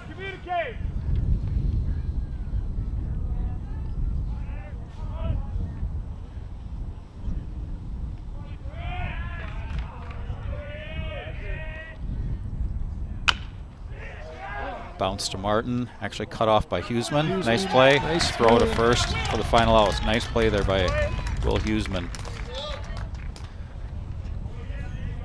Slow hopper. Liam Martin probably would have had a play, but it was a much easier play for Huseman cutting across and making the throw across the diamond for the final out. So nothing across for Burnsville in the bottom of the 5th. We've completed 5. Eagan hanging on to a 3-2 lead. If I could go back and change it all, I would. I think I'm gonna miss you the most. I'm sorry. I'm so sorry. I'm so sorry. Maybe it's just the little moments. If I could go back and change it all, if I could go back, I would. But I can't. Hi, everyone. Al Roker here. As a guy with his own catchphrase, I appreciate that after 75 years, Smokey's only said, "Only you can prevent wildfires." But I'm filling in because there's a lot more to report. Like when there are parched or windy conditions out there, you gotta be extra careful with things like burning yard waste. After all, wildfires can start anywhere, even in your neck of the woods. Go to SmokeyBear.com to learn more about wildfire prevention.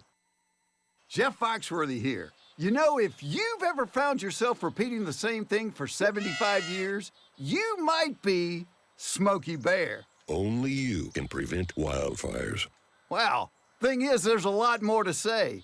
Like if you've ever found yourself burning yard debris and then walking away, well, you might be starting a wildfire. So for the love of the outdoors, go to SmokeyBear.com to learn more about wildfire prevention. Put the keys down, Kevin. But I'm gonna drive home. There are several warning signs present that you shouldn't be driving. My text to emoji ratio has gotten... To Matt Haig. And we're back here in Burnsville. Top half of the 6th inning. Lincoln Berry was the leadoff hitter for the Wildcats and saw exactly one pitch and was plunked. Took his stroll down to first base, so Eagan gets the leadoff man on. That brings up designated hitter Matt Haig. Matt struck out looking in his first at bat in the 2nd and grounded into a fielder's choice in the 3rd. Takes outside for ball 1.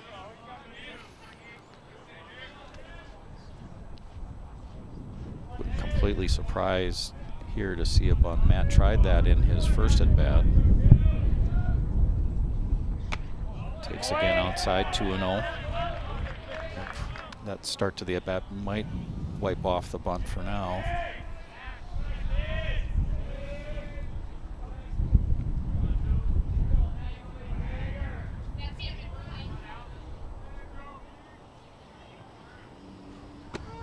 Takes strike 1.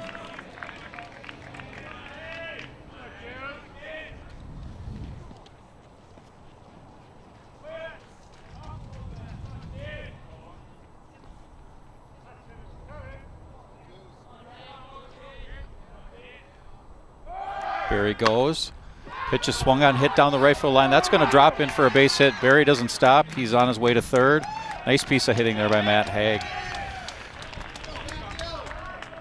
Off the end of the bat. Hit it where they're not. Dropped it right behind the first baseman down the right field line. So Egan's got a nice start to their top half of the 6th inning. Runners on 1st and 3rd. Matthew will tell you that that's how he planned it. We could ask Matt after the game and he'd give us a 5-minute explanation as to the dynamics of that at bat, I'm sure. Brings up senior catcher Charlie Steffen. Takes outside for ball 1. Charlie walked in his first at bat. Popped up to short his 2nd at bat.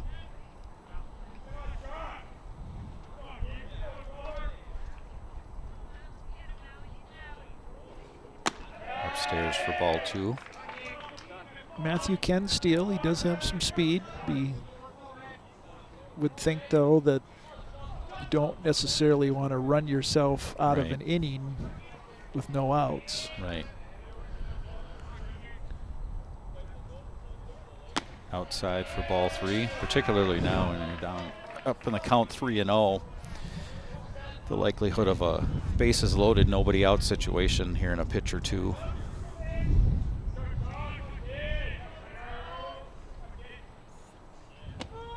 Takes strike 1.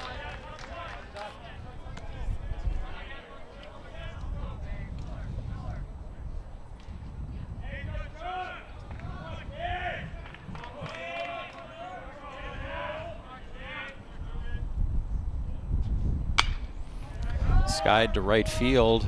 We're going to have a play possibly at the plate. Lincoln Berry tagging. There he goes. Here comes a throw home.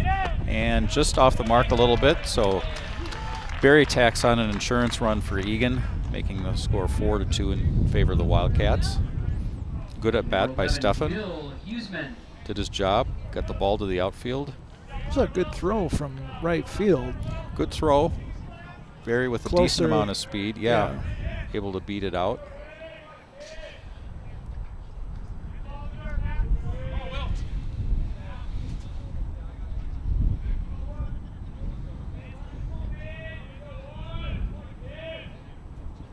Waiting here just a minute. The third baseman had to tie his shoe.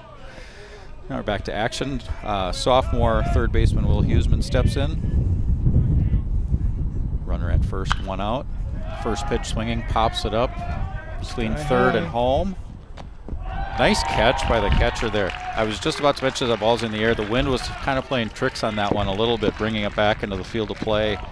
Once you get twisted up like that, for those at home, the wind is swirling from the northwest. So yeah, that was not an easy play for the catcher at all.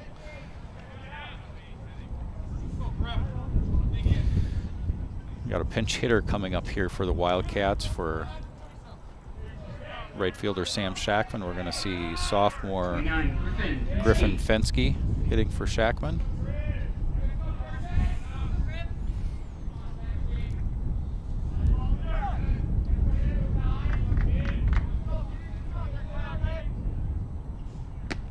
Takes outside for ball one. Take me too long to pull up the stats. I'm going to go off of memory a little bit here. I think Fensky's had 10 at-bats this season and got a couple of hits. I think he's 2 for 10 on the season. Ripped fouled on the left field line. I got 3 hits. 3 hits. 3 hits of 11 at-bats. Okay. So you're close. I'm close enough. I didn't cheat him out of any hits at least. I didn't say he was 0 for 12 or anything like that. 1 RBI. Another sophomore. Hit to right field. Routine play for the right fielder. Hauls it in for final out. So Eagan plates a very important insurance run. Could be very important in the top of the 6th inning. Time for the 5th inning stretch. And we move to the bottom of the 6th inning. Because of you being my #1 fan since day one, your advice and support has shaped me to be the businessman that I am today.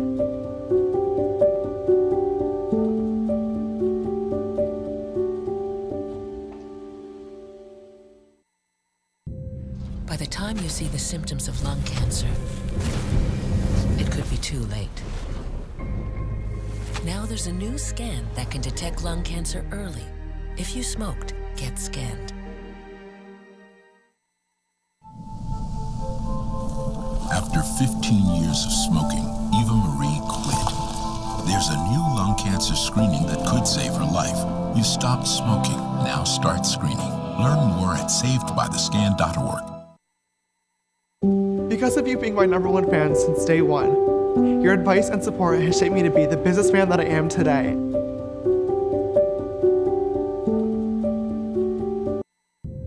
By the time you see the symptoms of lung cancer, it could be too late.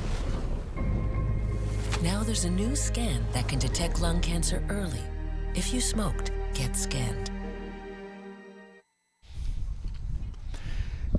Back here in Burnsville, head to the bottom of the 6th inning. Eagan holding a 4-2 lead over Burnsville. Right-hander Trevor Langenberg starting his 2nd inning of relief for Eagan, facing the 6, 7, 8 part of the batting order for Burnsville. Starts off first pitch with a strike. I'm starting to regret leaving my jacket at home at this point. Spring in Minnesota. Yep.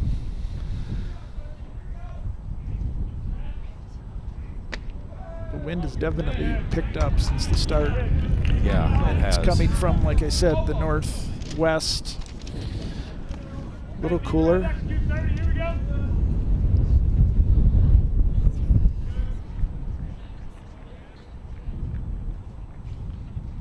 We haven't had too many hard hit balls to the outfield. That one to George a couple innings ago, but it's going to take a solid contact to get it to the fence today. Right.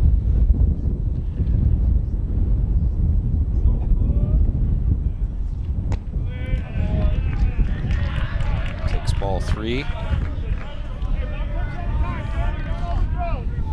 Langenberg got away with walking the leadoff hitter last inning. That's obviously not something you want to get in the habit of doing here. If they can battle back with this pitch, does, runs the count full.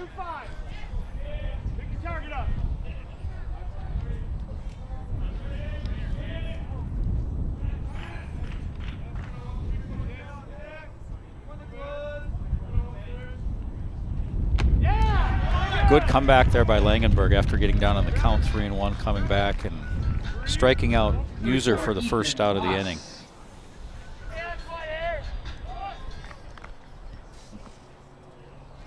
That welcomes center fielder Ethan Voss.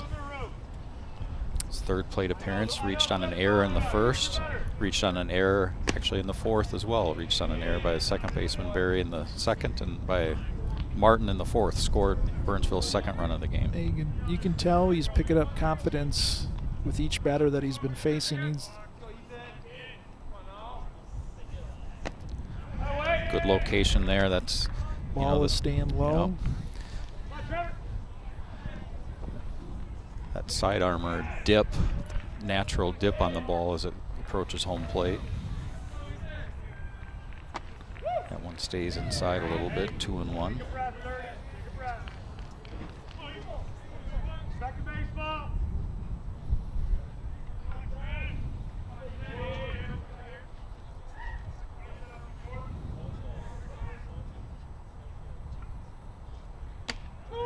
Outside corner, called strike 2.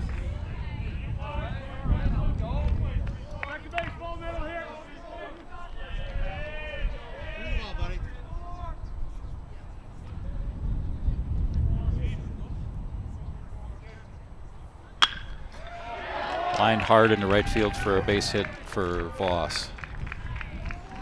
So Burnsville will bring the tying run to the plate. Lucas Trussell. In the form of designated hitter Lucas Trussell.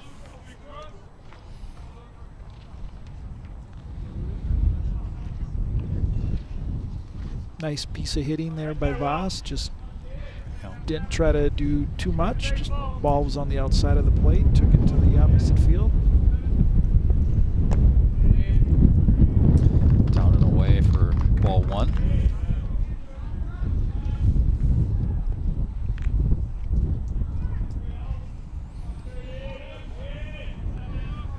Obviously, you get to the bottom of the 6th in a 2-run game, and as that one skips away from Stefan a little bit to the backstop, that'll advance Voss to second base. I was going to say, you get to this part of the game, every hitter's a big hitter when it's a 2-run game like this, but when you got the 8 and 9 hitters up here, and you got 1 out, these are 2 pretty big outs to get. You don't want to turn the lineup over with a couple guys on base, potential tying runs on base, and good hitters coming up.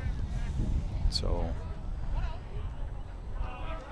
important couple hitters here for Langenberg to try to get out of the 6th inning.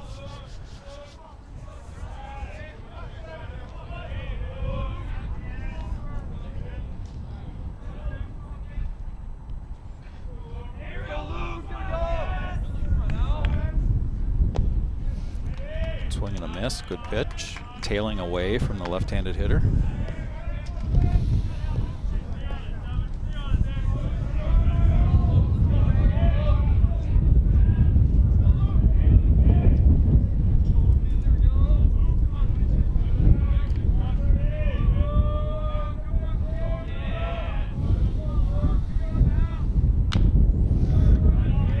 Foul just behind the plate.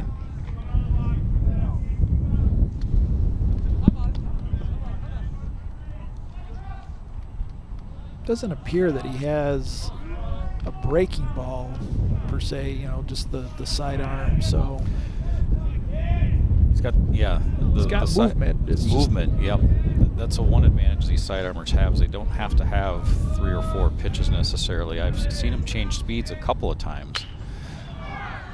Little blooper to Lincoln Berry at second. Charges in, makes a catch. Big second out there. Brings up the number 9 hitter, second baseman. Actually, we're going to have a pinch hitter here. Pinch hitter. You see number 24, Blake Widness, pinch hitting for Connor Quimby. I'm a little bit familiar with Blake. Blake's another kid that played a lot of North Star growing up. Senior. Inside for ball 1. Blake has some pop in his bat, so probably not a bad, obviously a good spot to have a guy like that come off the bench and see if he can knock one into the outfield, cut the lead in half.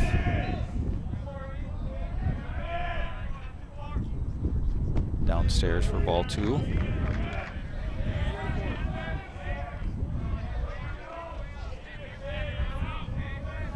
Want to be careful here. Hitters count. First base is open. You don't need to get cute.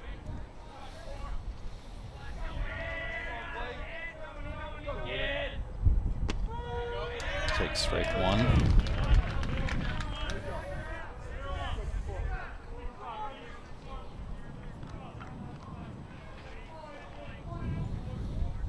Where you going? Communicate. Next baseball. Infield, knock it down. Infield, knock it down. Hit to short. Liam Martin up with it. Routine throw to first for the final out of the inning. So nice job by Langenberg working around the 1-out single. And we're through 6 here at Burnsville. Eagan hanging on to a 4-2 lead.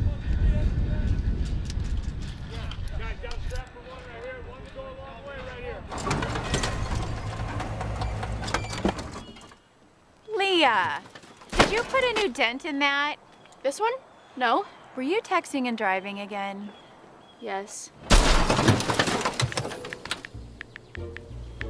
Hi, Leah. Hi, Dad. Sorry about your bumper.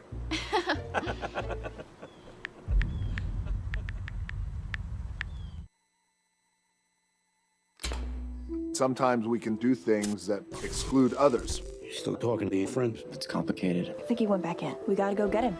Welcome to Jumanji. Even the smallest words and actions can have a big effect on someone. You have the skills. Because of you, someone's entire day, their year, or their life can change. Remember, the future is in your hands. Visit becauseofyou.org to learn more. Totally, let's do it.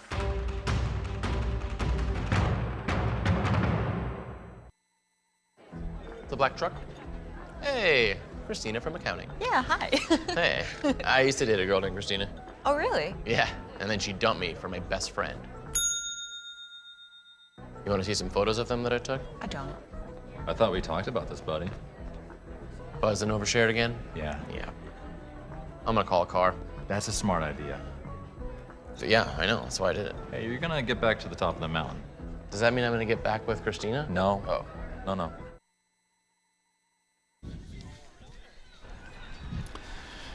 Back here at Alamagnet Field in Burnsville, heading to the top of the 7th inning.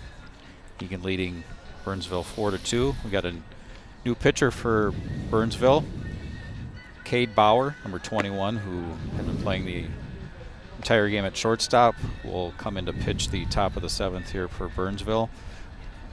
Center fielder who had been playing center field, Asher Giese, will come in and play short. And my middle-aged eyes cannot see who is in center field because we can't see a number. So we're just going to have to figure that out on the fly, Jason. But Cade Bauer is your new pitcher for Burnsville. Cade is one of the better arms on the Burnsville staff. We talked about a little bit earlier in the broadcast. He's going to St. John's actually to pitch, but he's been valuable to them as their shortstop and hasn't pitched a great deal of innings for them this season. He comes in to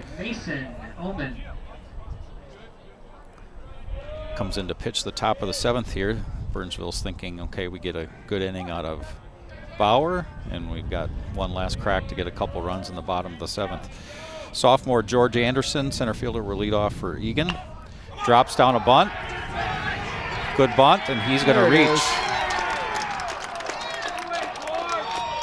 Excellent bunt by George Anderson there for his first varsity hit. Good time for it to lead off the 7th inning. Try to tack on an extra run here. You'll see the replay. Out of the box quickly. Got it down. No chance really for the catcher to make a play on that.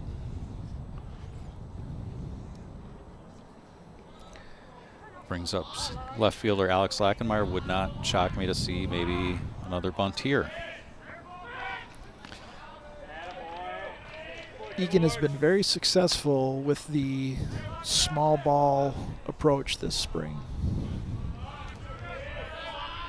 not afraid to try it, and like you said, they've been very successful at it so far. Another throw over to first by Bauer. Our center fielder, Brad, is number 34, and I apologize because I don't think we have his name on our lineup sheet. So, well, that would be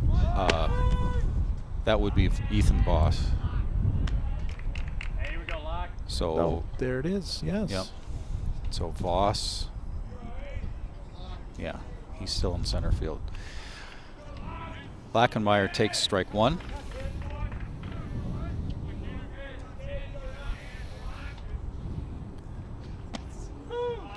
Takes strike two at the knees, or maybe slightly below the knees.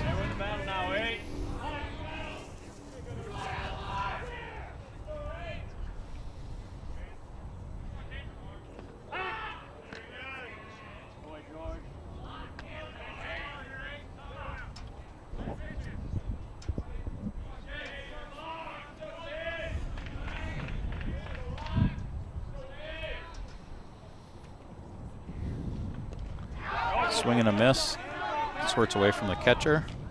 And that's an automatic out because first base was occupied. So Lachenmeyer is out on the strikeout. But George Anderson will advance to second base on the wild pitch. So even though the strikeout's recorded, runner advances into scoring position. Bring up first baseman Mason Amon. Mason grounded to the pitcher, singled and grounded to first, so he's 1 for 3 with a run scored today. And again, you've got the next 3 solid contact hitters up for Eagan with a runner in scoring position, so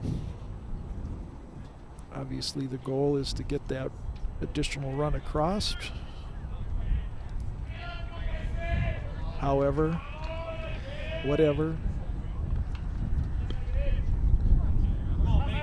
However you are able, and we've alluded to just in general how a lot of these South Suburban games are lower scoring games. The pitching's ahead of the hitting, etc. Mason Amon, first pitch swinging, hits it into left center field. Hit well, but it's right at the center fielder. Positioned well, puts it away for the second out. A lot of these games are going to be close. They're going to be low scoring. Every run you can manufacture is big, especially late in the game like this. Brings up junior shortstop Liam Martin.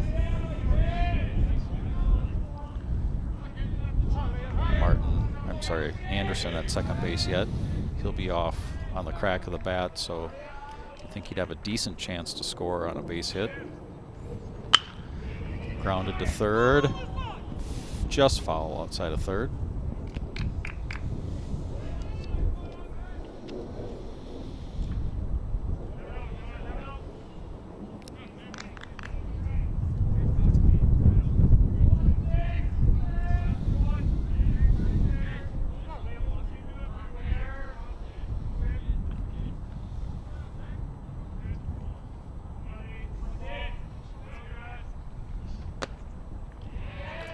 Outside, evens the count at 1-1.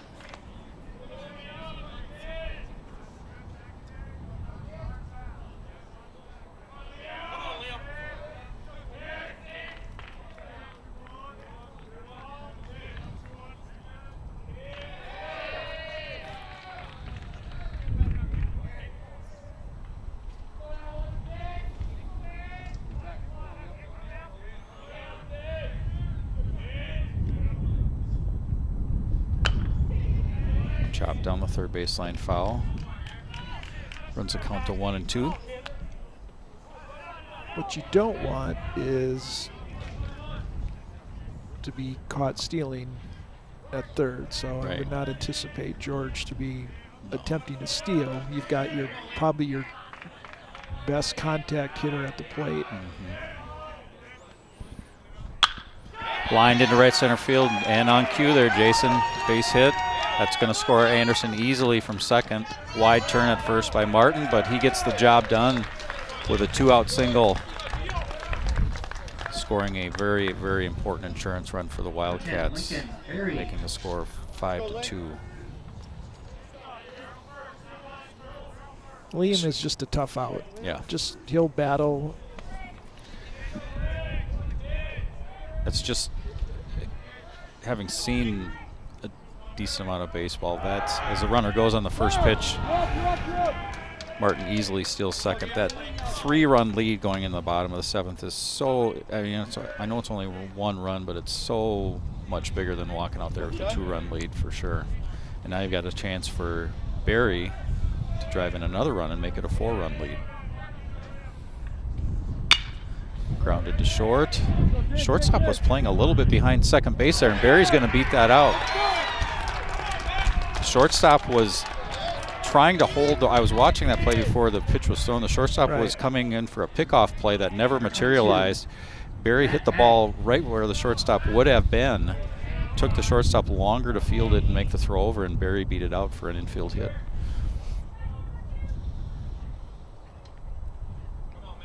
So that'll bring up designated hitter Matt Haig. Matt's taken a called third strike, hit into a fielder's choice, and then had a big base hit down the right field line last inning that contributed to Eagan scoring their 4th run of the game. First pitch is downstairs. Barry takes off, easily steals second. So Haig here with a chance to really blow things open a little bit for Eagan in the 7th inning with a base hit here if he can come through.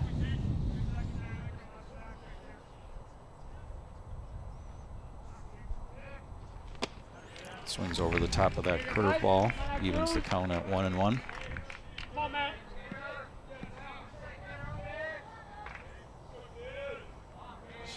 Park it into right field, Matt. That right center field gap is calling his name. If he can deliver one out there, that'll score a couple of runs. Right fielder kind of guarding the line a little bit. Leaving a little bit more of a gap in the right center field gap. We've seen Matt do that a lot over the years. When he's hitting well, that's about where he's hitting it, in that area. Takes one on the outside corner for strike 2.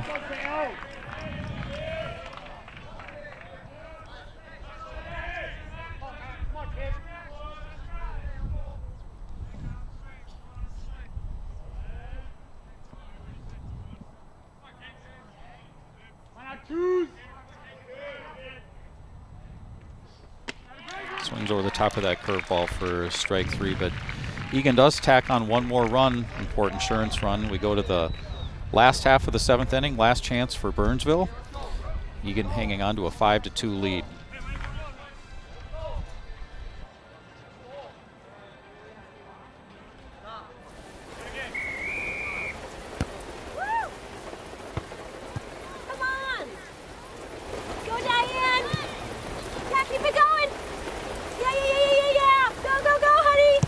If you love them enough to drive an hour to cheer them on as they get beat 11-0 in the rain, then surely you'll check nhtsa.gov/the-right-seat to make sure they're correctly buckled in the back seat. Throw that ball, Diane. Woo! You got this.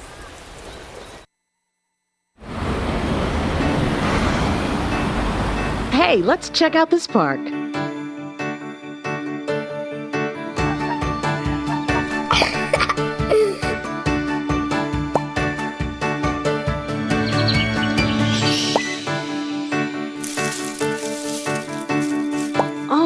Wow, that's really cool. To find a great local park or forest near you, go to discovertheforest.org. Back here in Burnsville, headed to the bottom half of what Eagan hopes will be the last inning, bottom half of the 7th inning. Sophomore right-hander Trevor Langenberg starting his 3rd inning of relief. Coming in for starter Ryan Danich, who worked an effective 4 innings. Gave up a couple runs, but was effective in his 4 innings. Fairly, as far as Eagan goes, the playbook for how we played this spring, another solid starting outing from the starting pitcher, and another, relief is doing very well here, and some timely hitting. Couple of little errors in the field, but just need to finish it off. you said, it's kind of been the recipe so far. And I think the one thing, if you ask the Eagan coaches, that they're probably pleased with maybe more than anything, is that they, again, the pitchers have been effective, but they haven't had to trot out 4 or 5 different pitchers in a game because one guy's been off. I mean, even, you're going to give up a run here or there for sure. But for the most part, the pitching has been good enough that you can have guys go. Starters have gone deep in every game. Relievers have come in and been able to throw strikes for the most part. So it's been a formula for success so far for Eagan this season for sure. There's a first strike to senior Cade Bauer. Cade's 0 for 3 today. Fly out to center field in the first. Line drive to second, but was caught in the third, and a ground out to short in the fourth. Downstairs.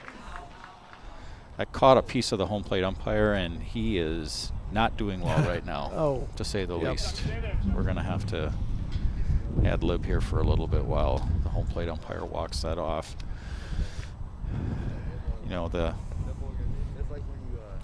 lot of attention lately has been put on the shortage of umpires, not only in baseball and softball, but at the high school level. And there's not a lot of appreciation that's given to the job that these guys do. And, I know, speaking from personal experiences, my kids have gotten older. I appreciate what these guys do, and I'm less critical than I was when I was maybe 10 or 11, when my kids were 10, 11, 12 years old, of what they do, because they don't get paid a lot of money. They're doing it because they want to be here.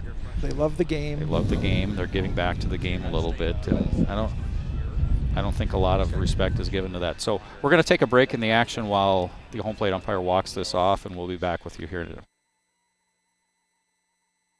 I am what hunger looks like in America. I am an 8-year-old girl who's not excited for the last day of school. Because this may be the last time I'll have lunch. Till September. I am a single father of 2 who works 3 part-time jobs, and that's still not enough to put food on the table. I was created by artificial intelligence from faces of the 1 in 8 Americans who struggle with hunger. Feeding America, 200 food banks strong. And we're back here in Burnsville. Home plate umpire's able to walk that off a little bit. You can tell he's still hurt. He's going to have one of those exploding bruises on his shin later tonight, I'm sure, but he's going to tough it out, obviously. We're back in action here. 3-1 count. Takes downstairs for ball 4. So Cade Bauer leads off the inning with a walk.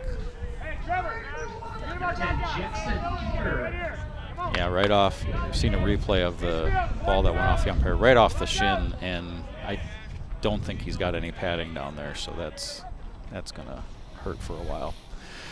Brings up right fielder Jackson Kiefer. Jackson's 1 for 2 with a walk this game. He's reached all 3 times. He's been at the plate, takes strike 1, singled in the first, reached on a fielder's choice in the third, and then, as I mentioned, walked in the 5th. If you're Burnsville, you need base runners right now.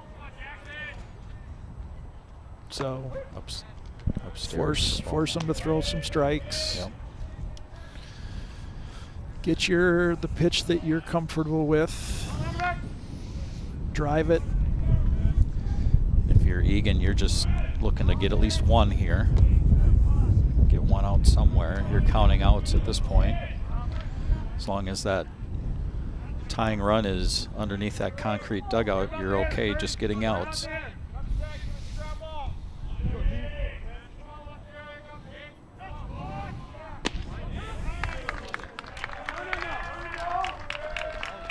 Balk has been called. Yep, balk's been called on Langenberg.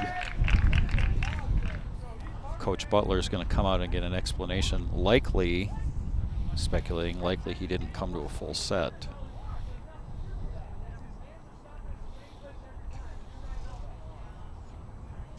Well, Coach Butler is referring to the front leg a little bit.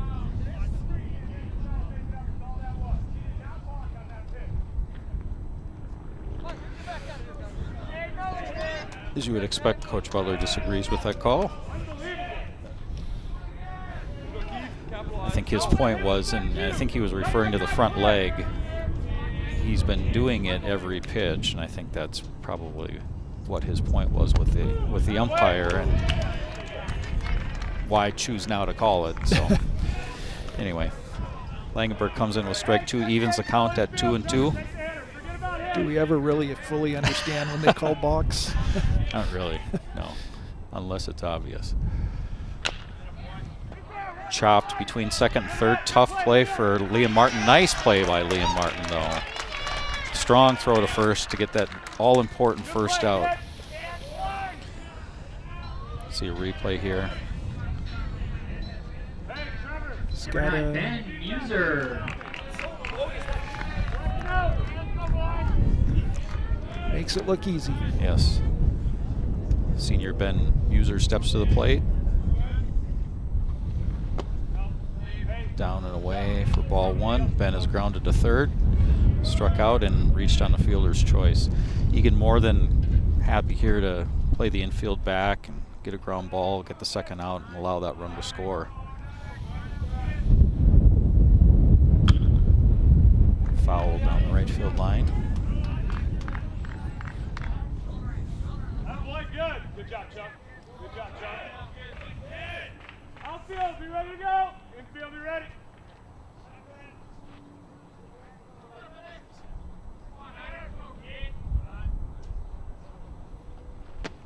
Outside, 2-1. Hey, deep breath, 30, deep breath, 30.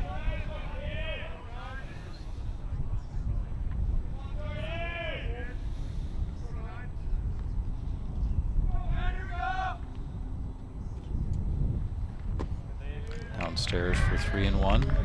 Again, you referenced it a couple hitters ago. They need at least one more base runner to make this interesting. It would not surprise me to see Muser, even though he's a good hitter, number 3 hitter, taking a strike here possibly. Oh, he's swinging away, and that might have been ball 4. Down in the dirt just a little bit, but that'll run the count full to 3-2.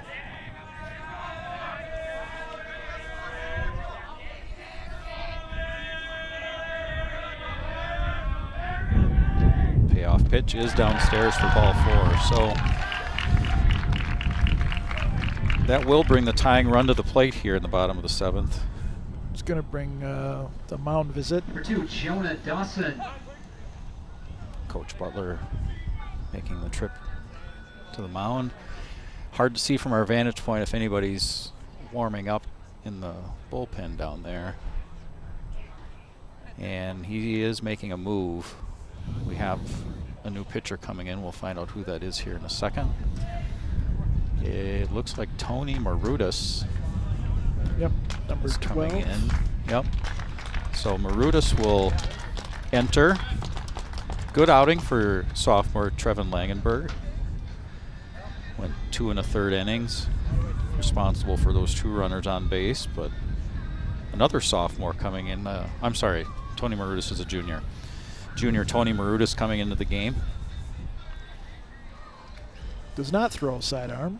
No, we actually get to see somebody throw conventional over the top here. I'm going to scramble real quick, Jason, and try to get some stats on Marudas. I know he's been in 1 game. He's been in 2 games, actually. 2 games, 4 innings pitched. Credited with a win in 1 game. That was the Prior Lake game. He was credited for the win in that game. Liam Martin started that game but didn't go very long, and they gave Marudas the win in that game. So Marudas coming in for the 3rd time this year. Hard thrower, breaking ball as well.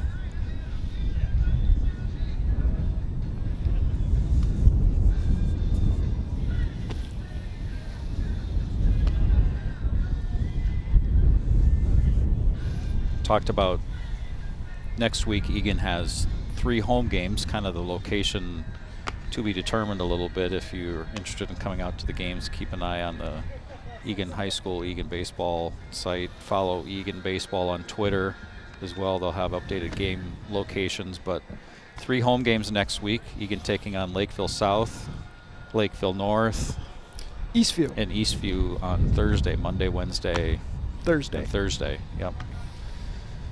Yeah, if we can figure out a way to get 2 outs here before Burnsville scores 3 runs, we'll be 8-2. By my math, and you can correct me if I'm wrong, but I think this is our last. We'll close out the first half of the season after today. Yep. 20-game regular season, so we'll be halfway through. And an 8-2 record would not be a bad start at all for this program, for sure. It's been a while. It has been a while. Get back to this in a second after Marutis' first pitch inside. Happened to take a glance today on the Star Tribune website, and they've got updated rankings. Not that we want to necessarily need to talk about that this early in the season. The coaches maybe don't want the kids to see it, but in Class 4A, Eagan's ranked 7th in the state right now. So, again, it's been a while. It's been a while.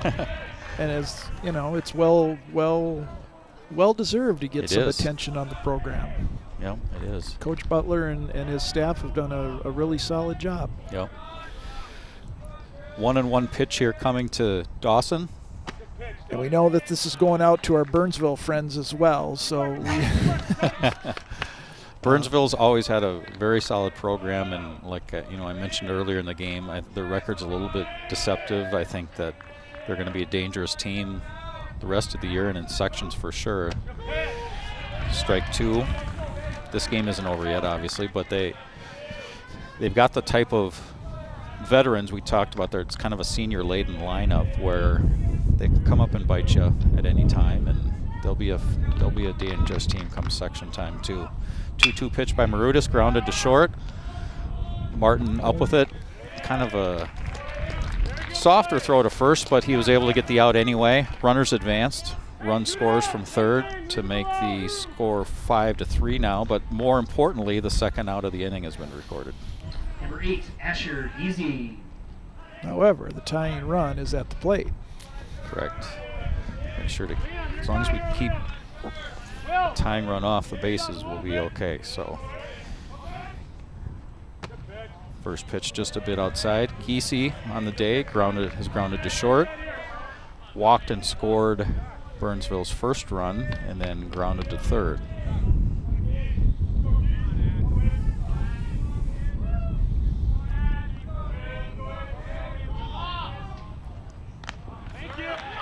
And that's ball game. I'm trying to figure out the words how to describe that and be politically correct. By the look of the third base coach, it appeared that there was a sign that may have been missed. Yeah, I believe so. So the runner at second started for third. Thought he was going to get in there standing up. Marutis very alertly stepped off the runner, made the easy throw over to Will Huseman for the final out of the game. Not exactly the way you want to end the game if you're Burnsville, picking the third out at third base, but a nice win for Eagan, moving their record to 8-2 on the season. It's been a pleasure joining you here today. On behalf of Jason Stanton, this is Brad Ryder signing off, and we look forward to seeing you on a future Eagan television broadcast. Have a good afternoon.